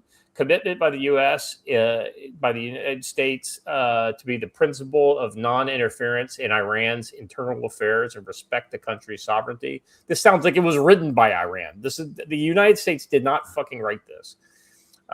Complete lifting of the naval blockade within 30 days, resumption of operations in the Strait of Hormuz within 30 days, taking into account agreements with Iran, commitment by the United States to withdraw troops from territories bordering Iran. Okay. I don't know that we have any U.S. troops in Tajikistan. Well, hold on, though. What else borders Iran? Well, Iraq. I would love for us to take our troops out of Iraq. That's not going to happen. Right. Yeah. I don't think it's going to happen either. We may pull back to, away from maybe some of our. I could see us pulling out of Erbil. Commitment by the United States to withdraw troops from territories bordering Iran, suspension of sanctions on the sale of oil, petrochemical products, and derivatives, as well as full access for Iran to its financial resources, so everything. The United States and its allies must present a plan to restore Iran worth at least $300 billion. Okay, so we have to pay them $300 billion, maybe, if it's their money. With it, but I still don't think we should give them their money. Within 60 days, negotiations must be held to reach a final agreement on nuclear issues and complete lifting of all sanctions, as well as the UN Security Council, confirmation of Iran's commitment to non-proliferation treaty, renouncement of nuclear weapons production. But I don't see anything. Let's see. Confirmation that Iran's commitment to the U.S. will not increase the number of troops in the region or impose new sanctions during the negotiations. Unfreezing of $24 billion in Iranian assets within the first 60-day period, with half of that amount to be provided to Iran before they begin. Okay. Creation of a monitoring mechanism to implement the agreement, approval by the final agreement of the United Nations Security Council. Final negotiations will not begin until half the Iranian assets are unfrozen. This is an Iranian wish list. There's no fucking way this is a U.S. produced document. I want to revisit your Erbil comment. Our presence in Erbil, as much as I despise it, is the only thing that keeps the Kurds and the Iraqis from fighting. And if we pull out of Erbil, Erbil is toast. Yeah, you're probably not wrong there. And I know based on reports in the media and I think this is accurate. I think there's a heavy Israeli intelligence presence in that area as well, maybe co-located with the CIA, but. I think the chance of this being a U.S. produced document is zero. Jim? No, this is their wish list. There's parts of this I'm sure that are real, but I think parts of it are just pure bullshit. And Trump's already come out on Fox and said he feels like this is a betrayal that they're putting this stuff out like this. Yeah, because it's not what he's agreed to, right? I mean, right. Well, he didn't go that far. Trump. It's his Truth Social. Yeah. So if we follow the way this has gone, this means that by tomorrow we'll be launching the largest strikes ever and destroying what remains of Iran's navy again. Yeah. It says here, I guess this is put out by President Trump. It's white. I guess this is white. Let's see. Trump said the terms of the island are fake news. Imagine that. So this is what Trump said they are. I guess there's 5 points listed here. Nuclear material will be destroyed and removed. Nuclear program dismantled. By the way, I don't know that you destroyed nuclear material, but you would have to remove it. Nuclear program dismantled. No funds released until they carry out the terms. Strait of Hormuz open. Iran cannot fund terrorist groups. I mean, that sounds like American. That sounds like what the Americans would want. But I hate to say it. This is actually pretty spot on right here. Let me share my screen.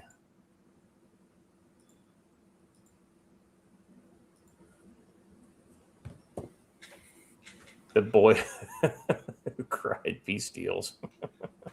Well, I think we've had terms leaked throughout this whole process, including on the U.S. side. And I think some of that is deliberately them doing a mole hunt to see who's leaking stuff.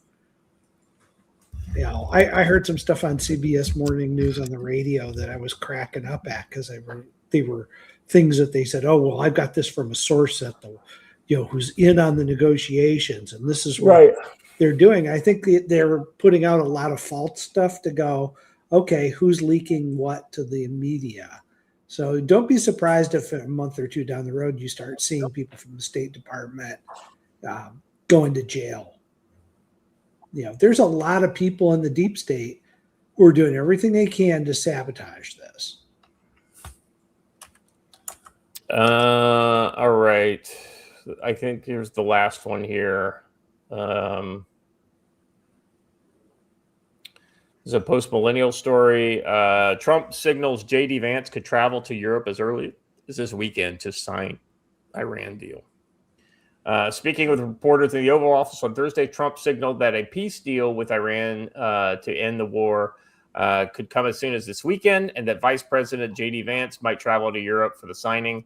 The Strait of Hormuz would officially be open as soon as we sign, which could be soon, very soon, maybe even the weekend in Europe. I won't be there, but JD will be there, Vice President, and some other people, Trump said. All right. I mean, if that's your guy to sign this, then. But it sounds like this isn't the final deal. This sounds like the what is it? The deal to make a deal. Memorandum of understanding. Yeah. Right. That's all this is going to boil down to. But you know what? It's better than what we have. Yeah. Ultimately, Iran's nothing. None of this shit's going to happen unless all the Gulf unless the Gulf partners agree. And I don't know that I think the Gulf partners are not nearly as forgiving as Donald Trump is. Well, then maybe the Gulf partners should put their own asses on the line to do something about it. You got a great point there, Watcher. Bingo. Watcher for the How many win. Saudi Arabian troops have been lost in this conflict? Good questions to ask. As my football coach would have said, you can count them on your had asshole. the same American pilot shot down twice, once by Kuwait, once by Iran. Well, I haven't seen the much vaunted Qatari Navy out there either. Because once they sortie, naval powerhouse Bahrain. Once they sortie, this shit's over. They got to inflate the boats. I guess it takes a while. Oh, and if I insulted anybody from Qatar, I don't care. Before we move on to the next Domestic Friday story, let me just say that if you are in the YouTube chat and you have not, are you not a member on our Rumble chat, Loki LARP gave 50 memberships out earlier, and we're still seeing people collect those memberships. So jump out of your YouTube, go over to Rumble, sign in, say hello in the chat. And then Loki LARP, his gift will be bestowed upon you until it runs out. I would imagine it's still going, so you should be able to do that. So if you weren't here earlier in the show when we talked about that, 50 gifted subs over on Rumble. Thank you, Loki LARP, once again. There's a question in chat that I think is probably worth answering before we move on. 6art says, how can we make a deal with Iran if you guys are convinced that they're going to terroristically pursue a nuke? You can't. That's kind of the point we've all been making. You can make a deal with Iran and believe that it's going to be followed through the exact minute that the nuclear material is on the deck of a U.S. warship. And not before. So I'm not saying there aren't people that are reasonable in Iran. I'm just saying that anybody who's related to that government cannot be trusted. If you have 15 members of the Iranian government, if they're all in pine boxes, then maybe you can make a deal that will hold. But even then, if their kids are alive, what are you going to deal with 10 years from now, right? Well, and you can't put the material on the deck of like the USS Abraham Lincoln because it's been sunk 16 times. Right? Yeah. Right. Well, no, they just don't know it's our first convertible aircraft carrier. It goes submarine mode. All right, let's move on to Carmelo Anthony, where the Black Lives Matter protesters are definitely putting their best foot forward. To mend the peace, to bring us all together in the spirit of brotherly unity in Christ. Wait a second, that's the white people. I want to give the black credit people. to North Carolina. Hold on a second. Can I point something out before we even play this? Yeah. She's wearing this shirt that says, I demand accountability. Carmelo Anthony got accountability. That's the problem. So let me get the preface on who we're going to be listening to here. Candace Matthews, National Minister of Politics for the new Black Panther Nation. So you know it's going to be quality. put on a press conference where she accused the judge of child abuse. Objection. It is objectively insufferable to listen to this woman unless she's got Patrick Starr superimposed on top of her. I mean, when you hear her talk, you're gonna be like, Scott, why did you bring this woman into my life? But Go ahead. Before we go any further, let's talk about the guy with the bow tie who's holding her purse. Oh, I know. Hold my purse. Well, that's a Nation of Islam thing, right? And I guarantee you that's her purse he's holding. But yeah, it's monogrammed with her name on it, of course. It's another black journalist that we all work together. All us people, activists, journalists, we work together. And I thank him for giving us this information, and we confirmed all of it. However, confirmed it, did you? Judge Roach, now I'm on your avenue. Come on. Get him. Okay? Did y'all know that there's a third-party website? Because y'all know I deal with judicial accountability, right? Y'all know I bring them judges and I slang them when they dirty.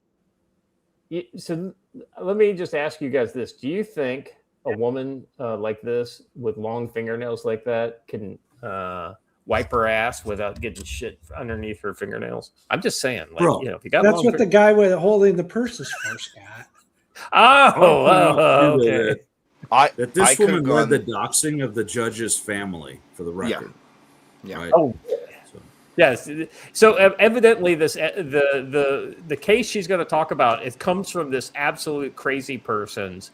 So it's basically a fan fiction lawsuit that has not been. It's not in any court anywhere. So listen to what she has to say here. So this there's a third party that I want you all to be able to go to. And I'm going to make sure that we put it in the article so you can use that as a resource. Because whatever court you go to in the United States that deal with family and children, you need to know who's on this list. And this is a list of child abuse judges. This is child abuse judges, and this comes from the childabusejudges.com. Yeah.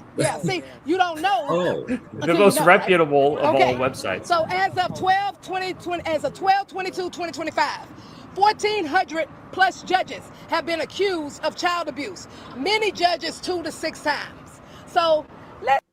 So what you're saying is, I can disrupt black activist networks by making bullshit websites that say pretty much whatever they want it to say. Right. And then fill it with as much discrediting bullshit in the background as possible.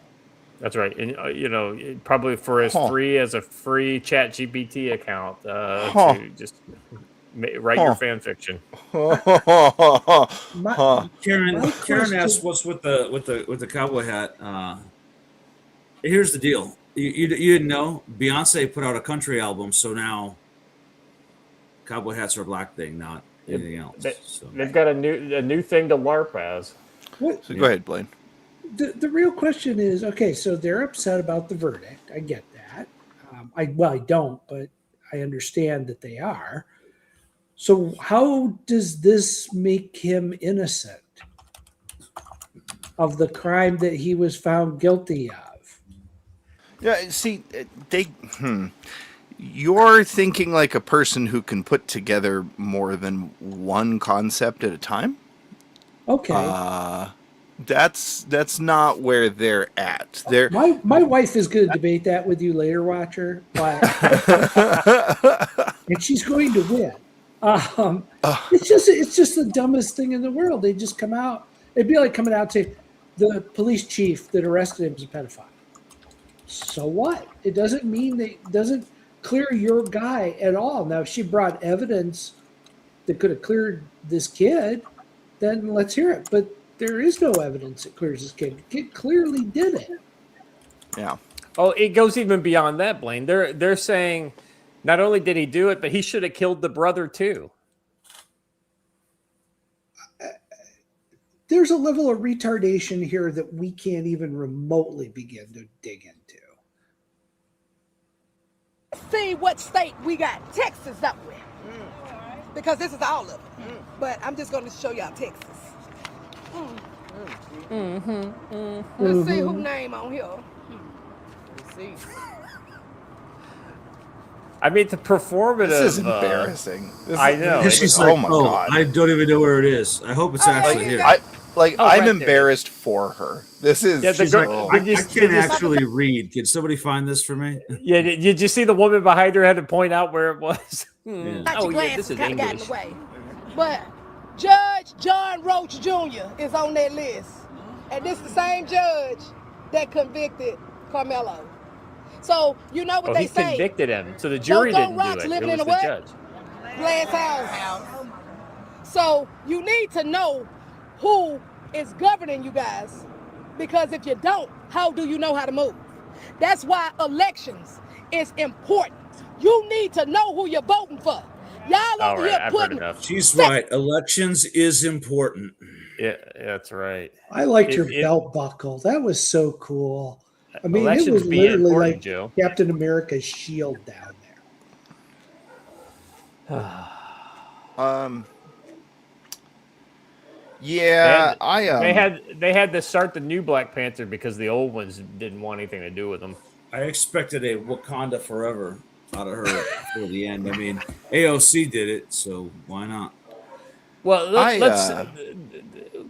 Go ahead, I'm sorry, Watcher. Go ahead. I just gotta say, there's some humor in this.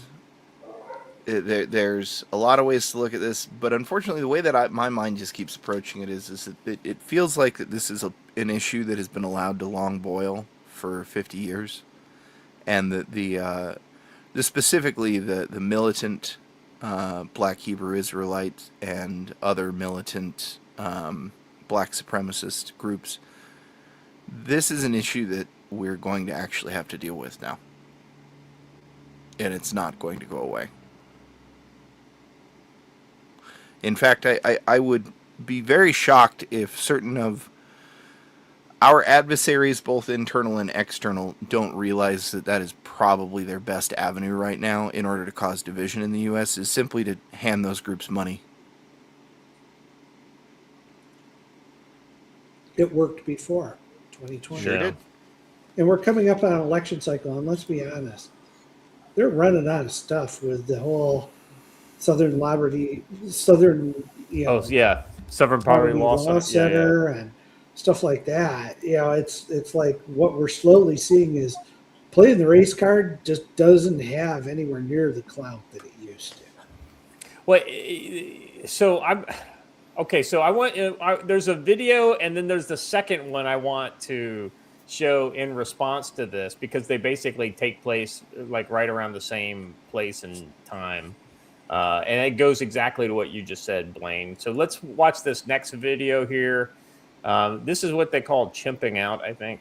I don't have an opinion. I don't have an opinion here. Just like Carmelo was doing. I'm glad you just said that. That's what Carmelo was doing. You know, when I saw the Boondocks as a kid, Look at that face. I thought that it was hyper exaggerated, you know, to play for effect.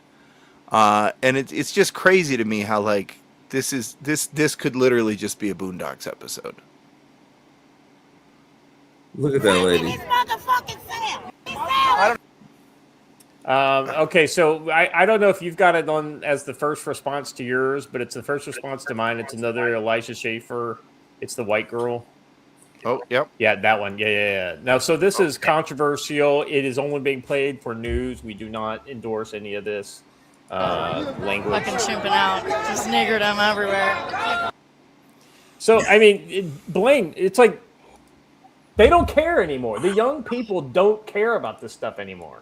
Like guys like us would never say that.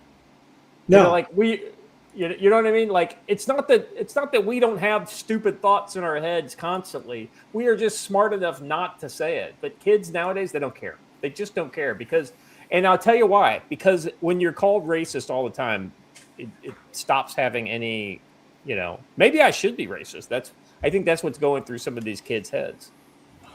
Well, first of all, that was rage bait and intentionally set up for that purpose. It's not like that was an organic person just walking around the street. Right. She's a content creator. She's got like 22,000 followers. She's looking for more. So yes, she is looking for followers. That's exactly right. But she's also doing it in about the most. I mean, literally saying that in that parking lot. All you takes is the wrong person to hear her say that, and she's stabbed and dead on the ground. I just think it's crazy that Brittany Venti somehow reproduced via mitosis. Right, without the curly hair. I think she's like one of Elijah Schaefer's like prodigies or something like that. Well, they got a whole bunch of money afterward. They did some fundraising off of that video, so yeah. Anyway, but so but what you said, Blaine, there is some reality to it. I mean, she's clearly doing it for views and things like that. But when you've been canceled, you're a great example of this. When you've been canceled, you can either, oh my God, what am I going to do? Try to go on some stupid apology tour, or you could just say, fuck it, Yeah, there's a point where you become very numb to this, and it's very hard when you hear the black community use those types of words all the time. But it's like you can't use them because you're white, and there's a point where the music incorporates it, the culture incorporates it to the point where we're all numb to it. People playing the race card now has no meaning. It doesn't mean anything. Because we've seen it played so many times, starting with Tawana Brawley and that idiot that backed her. We've seen it so many times where it's just not the reality. Look at what happened to that team up in North Carolina that Jesse Jackson and Al Sharpton went after. They ruined those kids' lives, saying they raped this prostitute, etc. And it turns out that was all a lie. No apologies ever put out there. Nobody ever said, oops, bad that we called you a racist and got you kicked out of college and made it so your life's a living hell. It was, oh, well, you probably deserved it anyway. Right. And there's a point where people are going, I don't deserve it. Jim, I'm going to need more information on what Mayo Monkey relates to.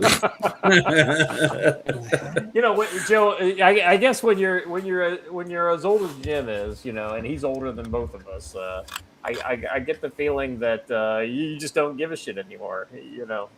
They said they're coming for us all. Hunch and I have spent the last 3 nights sitting on the porch, fully prepared and ready, full gear, but no one has rolled up the driveway yet. Yes. Well, because it's a one-way trip for if you're coming up to Camp Ponderosa to go lynch Joe. That's actually a training event that Joe would sell tickets to. Right. Because, hey, a bunch of guys say they're coming up to kill me. Anybody want to hunt them? It's 165 meters from the roof of the lodge building to the gate. We only know that just for reasons. So. Yeah, but you would let them in. You want them up a little close so it's more entertaining. I told them I would give them free pass to the gate, right? Free passage to the gate.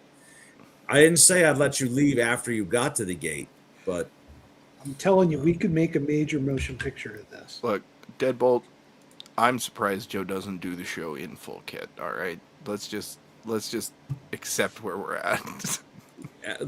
This actually literally happens. Hunch and I've been walking around in battle belts like for the last 3 days. We've been spending a lot of time on the range, so that's why. But yeah. Well, I mean, it's what else would you do at Camp Ponderosa? I mean, come on. I mean, yeah. All right. We got the next one. Yeah. So this guy, Joe, he's your favorite. I think you introduced me to this guy. I think wasn't it you that responded that shared him out? Yeah. And you know what? Somebody replied to me that the man has pubic hair on his chin, and I can't unsee it now. So And neither could the rest of us. Ain't no fucking Thank judicial you. justice for black people. How many motherfucking decades and decades have to go by where you don't receive that? Your justice is fucking frontier justice. They kill one of y'all, you kill one of them. Push pause. All Who right. got killed in this? Which black guy got killed in Yeah. this whole Carmelo Anthony Not a thing? single black person was killed in this incident or in the Kyle Rittenhouse incident. So Our toughest soldiers ain't gonna do shit. I'm talking to you. You ain't gonna do shit but kill up on your own. well, that's true. Yeah, well, that's true. Yeah, they He do. They seems do that. really They do that. passionate. Yeah. He needs a Well, don't you know, Blaine? If you get in the camera and you talk like this, then that makes your argument more valid. Well, listen, that's what I was taught by watching a lot of WWE early on, brother. That's exactly. Well, listen, unless that guy ends up getting clapped in a home invasion, he has not put his money where his mouth is, right? He looks real cool sitting there in his work shirt with his employer's name on it, making terroristic threats on video. But what's he doing? Yeah. How many people has he gone out and killed? No, Well, and that's what he's going to do. Because he's a coward. He looks cool on the internet, but Well, he probably did his killings back in the 80s or something like that. So he's living off of his glory years, just like a. You know, the sad thing is that a man like this lives off of his gangbanging years when he was 14 years old and he shot at some people, right? Whereas an old white guy is living off his glory years where he was the captain of his soccer team or the quarterback of his football team or something like that. It's just, for some reason, there's a disconnect between these cultures that I don't know that I quite understand how it's funny. Paul 305 for $5 over in Rumble says, expect assaults on Caucasians to occur in burbs and city streets to be live streamed by perps and TikTok. Yeah, this will happen until all of a sudden barrels start coming out of windows. Well, no. And here's what you got to remember too: is it's not going to be the people who are prepared to defend themselves that are going to get attacked. It's going to be kids. yeah, they it's keep going to be showing the disabled ones people. that they've shown so far are all essentially homeless guys who are already stoned out of their mind, getting beat up. However, that will change.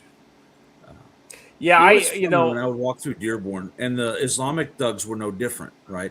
They'd intimidate the Islamic men and women, but when I walked down that street, they stepped out of my way, and I actually laughed at the election when they were asking everybody who they voted for or were going to vote for, intimidate everyone and vote for Rashida Tlaib. I actually stopped them. I'm like, y'all aren't going to ask me? You're not going to come talk to me? And they all intentionally turned around and looked away because I looked like I could probably fight back. And they were like, nah, we ain't gonna mess with that dude. Hey, watcher in the private chat, this is one that Joe shared that I commented on. If you would, and I think it's kind of what you were just talking about, Joe. Hey, yeah.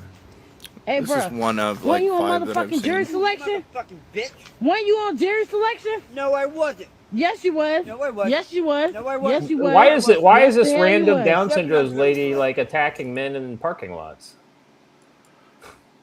Because guys like the previous video told her to. Why does Joe he says, feel like he has to explain himself to her? Why is he not kicking her? Why is he not punching her? Exactly. Yeah, you say men don't be victims, fight back. I said I think this man was rightful in fear of his life once the first punch was thrown. Given his position and the attacker's aggression, prepare and act accordingly, men. If you're prepared, she should with have the had correct 2 in her tools- chest. Because who knows what she's got in her, in her bag or in whatever. She could be going for that after the punch. Or how many guys were standing behind her? Exactly right. Exactly right. That's why God invented the Glock 19. Be prepared, act accordingly. And listen, if in your training you don't practice shooting from sitting on the ground and on your back, you're wrong. Practice it. I was just gonna say, isn't that don't they call that the Rittenhouse drill? We do some from laying on our backs, firing up. Got to do it. All right. Next up is Newark, I think. You know where it is. Move. I don't know where. Oh, you love to see it.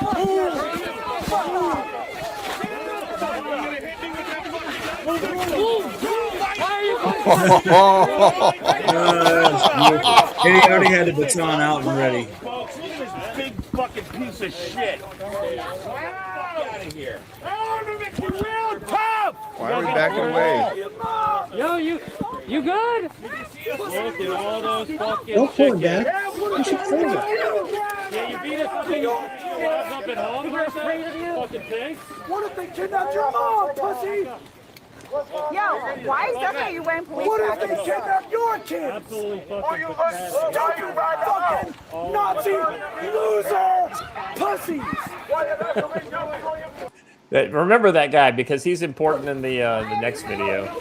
Ah. What exactly is he wearing on the gold chain around his neck? I was just wondering the same thing. Let's. Wait, he does some breakdancing in the next video. Is that a Dragon Ball? What I thought it's a frog. It's like a frog, isn't it? I Like don't a frog know. head.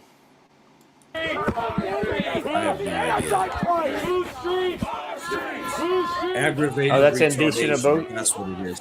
Indecent exposure. You know, I'm just saying that the can does have that can right there does have on the side of it not to expose to any sensitive orifices.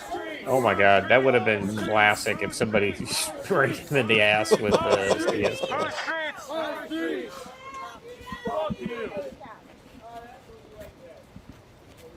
Yeah, see, he's doing this breakdancing. Is that what that What is? the heck? Wow. Come on, come on, bro. You're not helping our cause. Somebody's having too much to drink tonight.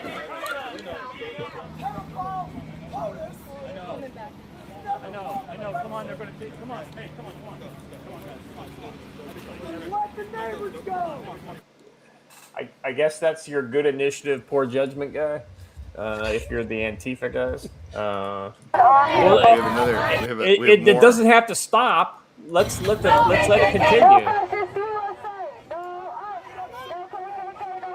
Sir, you're being arrested for absolutely horrible breakdancing. It's like that woman that did it at the Olympics. Oh, here we go. We got the spray going. Oh, we got us one. She Wrong just took one. a whole burst of pepper balls. One chick. Dropped her in her tracks. Shoot this guy in the nut. Please tell me we have a shot. I was gonna say, please. Come on, man. Don't tease me like this. I should have been doing a riot watch. Dang it.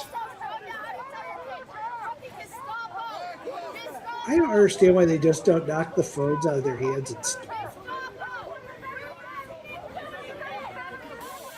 I think it'd be funny if they spray painted the phones. I like that.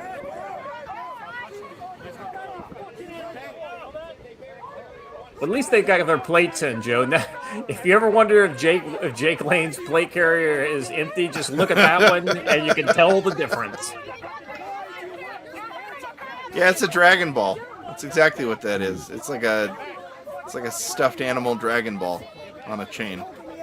How gay. Oh, hurt him. Hurt him. Oh, man. He lost his Dragon Ball. Man. Oh, bro. That means that the dragon has to come out, bro.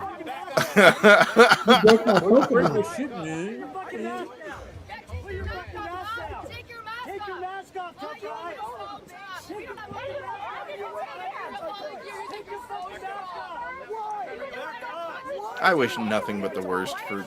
That guy's like, I don't have my mask on, by the way. What's wrong with you? It says Says the I don't know man what's standing wrong in the with middle of me. the street. What's wrong with you is chronic halitosis. That's right. Among many other things.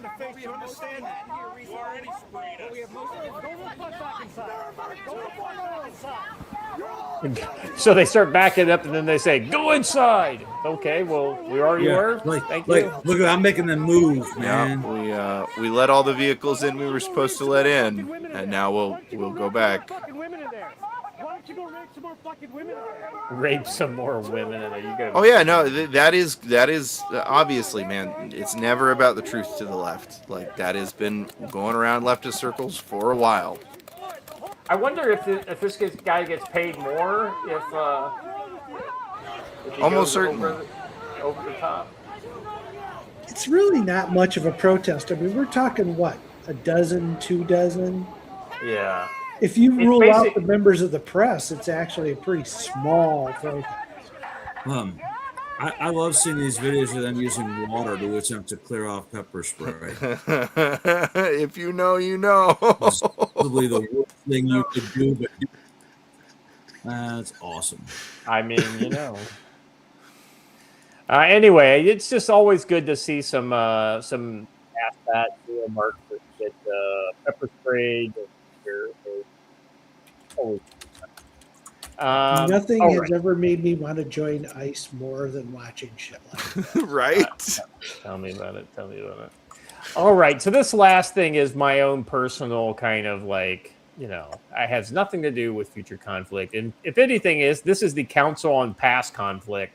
The show formerly known as Future Conflict is now going to talk about modern art. Or the lack of art. So this is the GWAT Memorial, the proposed GWAT Memorial. So I'll be honest with you guys. I had no fucking idea there was a GWAT Memorial coming. This has not been on my radar. And I think it took the rest of the internet by surprise too. And to look at the pictures, I know exactly why they didn't talk about it, because they knew we would fucking hate it. Let's see. Let's go to the next one and see. I think the next one might have more pictures. Oh yeah, there we go. You got the pictures on this one. This is one of the ones. This is Infantry Dort shared this one. He says GWAT veterans haven't been this unified about something since the morning of September 12th, 2001. This design of the monument sucks. Well said. Well said. I think the worst part, somebody has to mow that. Well, you know what? As long as we're getting to practicality, I've been thinking about this. If you think a shallow pool of water is not going to turn into the most algae and mosquito-infested pit you've ever seen in Virginia, you've lost your mind. Former swamp, I might add. Yes, former swamp. That's exactly right. Go back to that first image, Watcher. Yeah.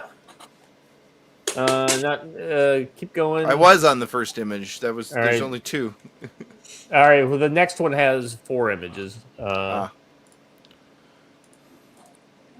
there we go. Joe, what does this shape of this thing look like to you? It seems to be reminiscent of the Islamic crescent sun or crescent moon. Yeah. Guess who won the global war on terror? Yeah, well, I guess the guy who designed this wanted to remind us and shove our faces in it, and basically remind us of the treachery of the Biden administration and their disastrous pullout of Bagram and later of Kabul. Moderna nails it. They put up a discarded beach fence for us, boys. How nice of them. Yeah. I think they're trying to create some doom formation there in DC. Yeah. So I don't know what the fuck they were thinking. Now I heard all kinds of justifications. Hey, if you give this guy an opportunity. You listen to the explanation of this. Well, let me just tell you, if you got to explain it, it sucks. It needs to. I need to be able to see it and just be able to get something from it. Joe, you made a great example talking about the Korean War Memorial. Korean Memorial. Perfect. It's great. Yeah. Basically, you've got the statues of the soldiers kind of in formation, and you kind of, if I remember correctly, you can walk amongst them. World War II Memorial is a little more traditional. I think it's very similar to your idea, right? We got a couple of arches and obelisks that represent the various units and groups. Yeah. Well, I was involved with the World War I Memorial. Let me just tell you, to try to get anybody to agree on anything is impossible. They didn't build the World War I Memorial, and I'm not exaggerating this, until 7 or 8 years ago. Because you can't get anybody to agree. And all the World War I guys were dead. So whatever they put up, there's going to be a whole faction of people that are pissed about it. So you might as well just put up something that's really retarded. I think that my favorite is my favorite suggestion so far has got to be the ever burning trash pit. So my thought on this, and that's a great point. Well, I'm really glad that. Yeah, go ahead. I'm sorry. I'm really glad that to get the proper perspective on the global war on terror, we decided to get the opinion of someone from Japan, who literally would have no perspective whatsoever. Right, 100%, 1,000%. This Lance Corporal Veteran for $5 says, modern artists are elitist, self-important snobs who have no respect for the opinions of others, so I wouldn't trust any of their supposed sincerity. And I bet the people who are on the board of whatever organization that is organizing this are fucking fart-smelling, smug globalists who just want to do good. And my nephew is a veteran. He served in the armed forces during this era, and I want to make sure that the GWAT era veterans are all respected. Now, as a GWAT veteran of almost all of the not campaigns, but the theaters, Joe, I don't, correct me if I'm wrong, you didn't serve during the GWAT, but you served during the GWAT, right? Like you just were there in a completely different capacity, not as a military member, but as a civilian contractor. You know the deal. Yeah, and that's one of the things that I push for a lot in our various charities here is that those guys are veterans too, right?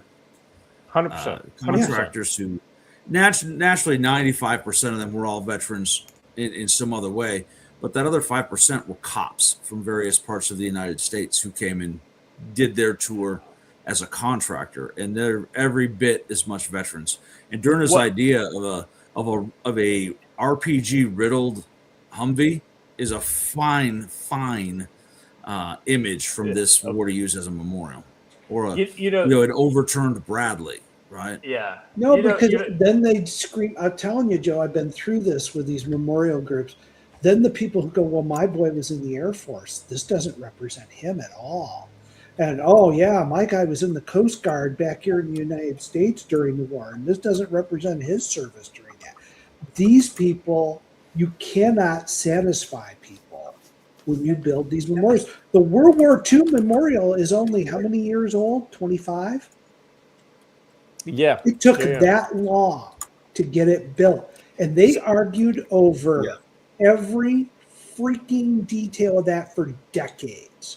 So you almost all of us, we haven't aged out to the point like where, by the time they did the World War II memorial, you started having guys aging out of life at that point, right? Yeah. We're all still here. We're, I'm still a relatively young and spry guy, right? Like I would be more than happy to go to the website that they create and to rank order like thousands of pictures of proposed ideas, right? Yeah. And then so they could crowdsource the collective will of guys like us, who have served, who were actual people who served in these conflicts that you're trying to memorialize. They don't care about I guys know like they you, don't. Scott. This is about government getting money and hiring some firm and Yeah. to do it. It's not about what you Because want. ultimately, it's a private firm that actually came up with this. Not the. It's not even the government, right? The Right, government just pays right. for it and gives them some land. This is all about handing out money to non-government Exactly right. NGOs. That's why the World War I memorial wasn't built until all the guys from World War I were dead. None of them had input. Not a single one. The Eisenhower family, they had a lot of influence over it, which was just stupid. There was a lot of things that were just ridiculous. I'm telling you, these memorials have nothing to do with the actual people who served. This is how this goes. I can build this for $600,000. Okay, 35.4 million. There you go. Right now, keep in mind what you. Oh, and just it's going to take saw. 10 years. Right. Yeah. Keep in mind what you just saw. That crescent-shaped beach fence, right?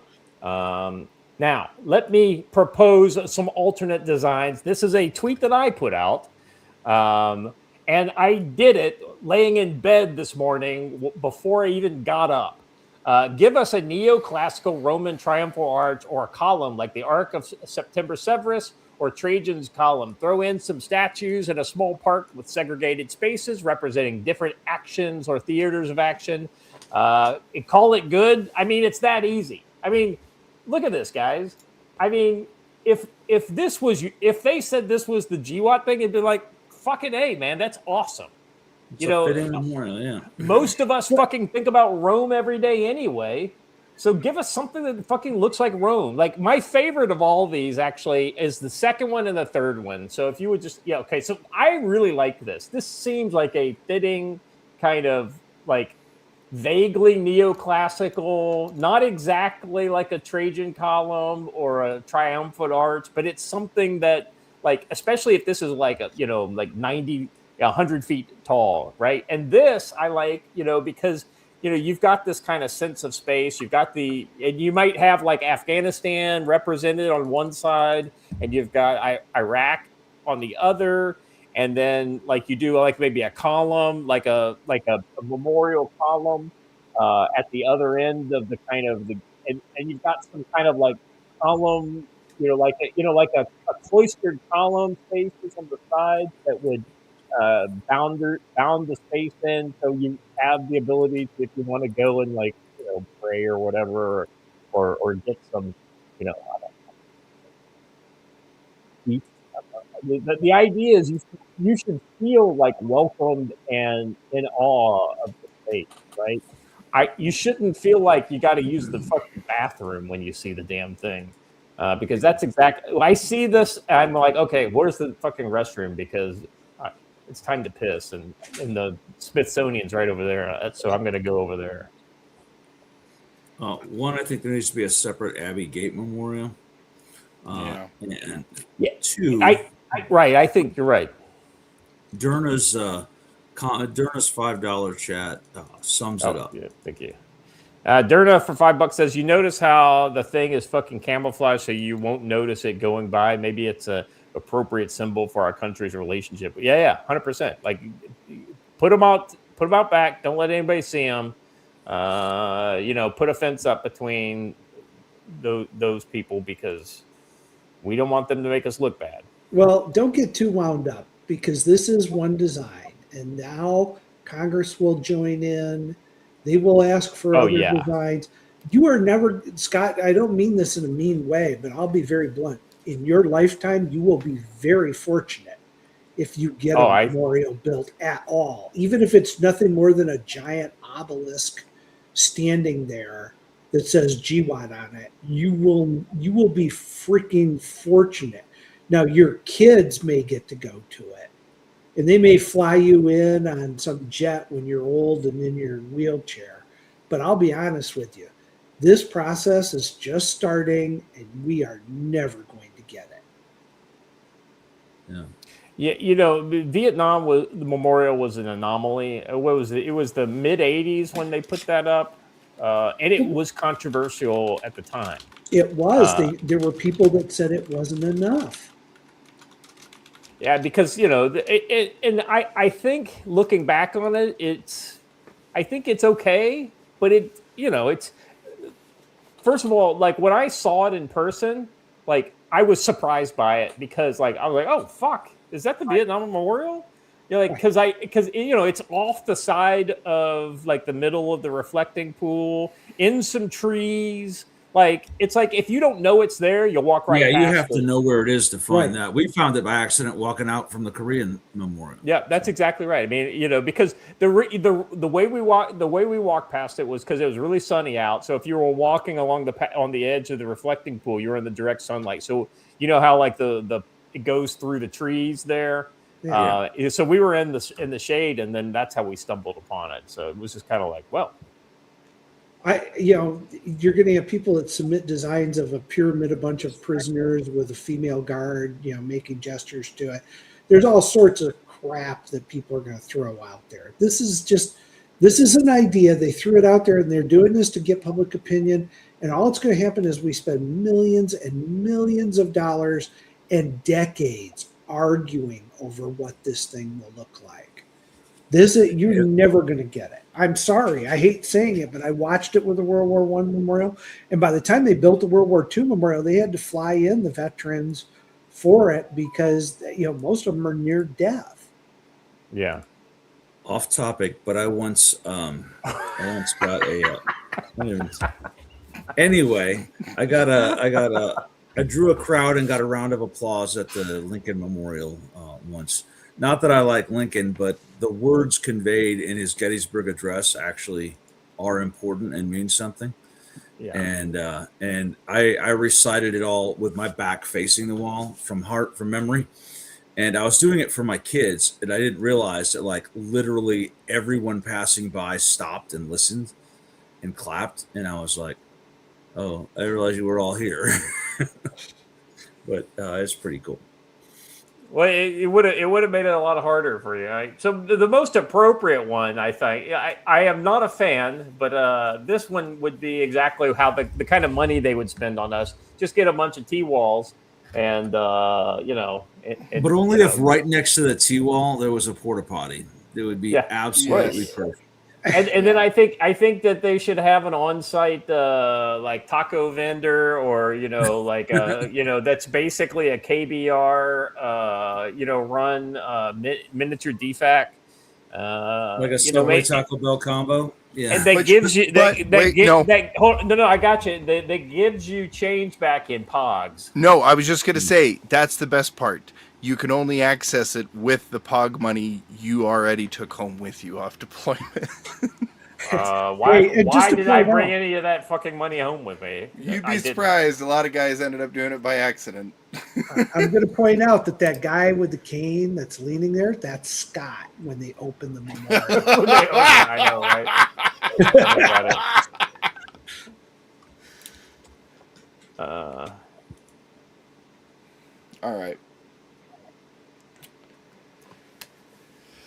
We about ready to close up shop for the day, boss? I think so. Guys, that's all I've got. Let's go around the horn. Joe, what do you think is going to happen this weekend?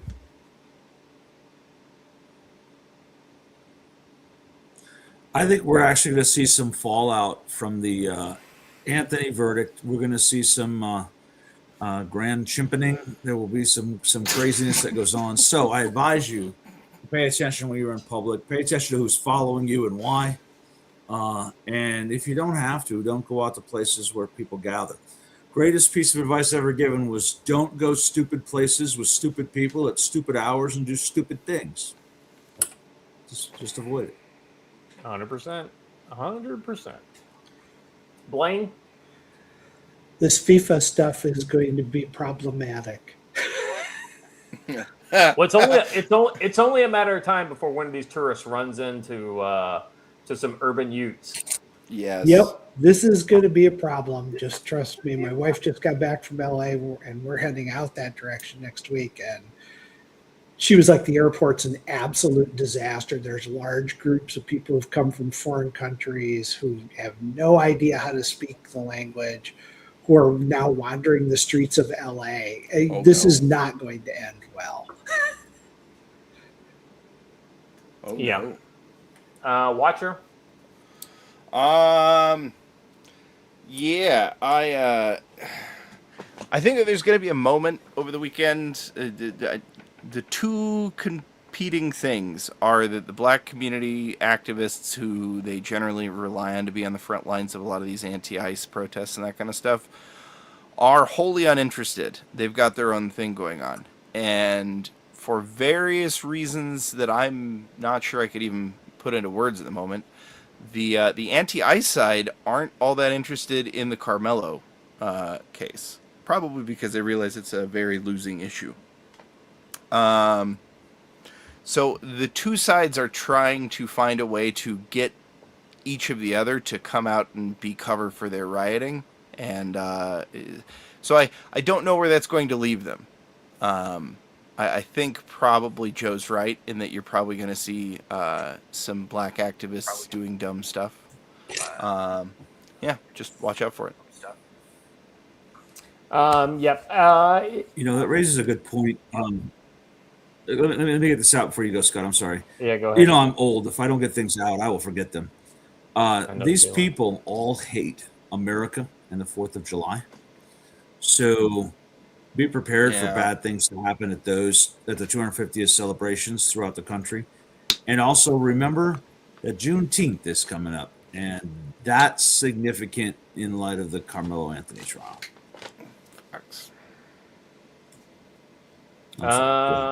No, you're good.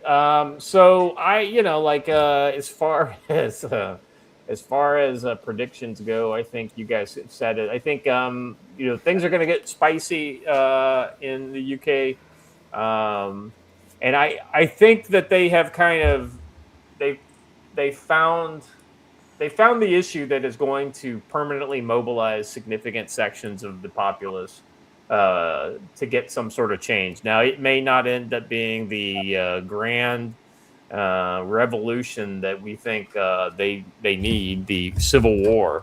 But that being said, I think they're going to see some moves. So I don't know what this looks like. I'm trying to be,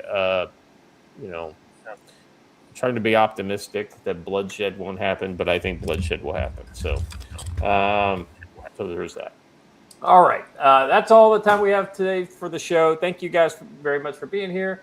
If you haven't done already, please like the video, subscribe to the channel, hit the bell for notifications. Let us know, let people know where you're getting this good information that you walk around impressing people with all day. We will be back on Monday, same time, same channel. Until then, stay safe.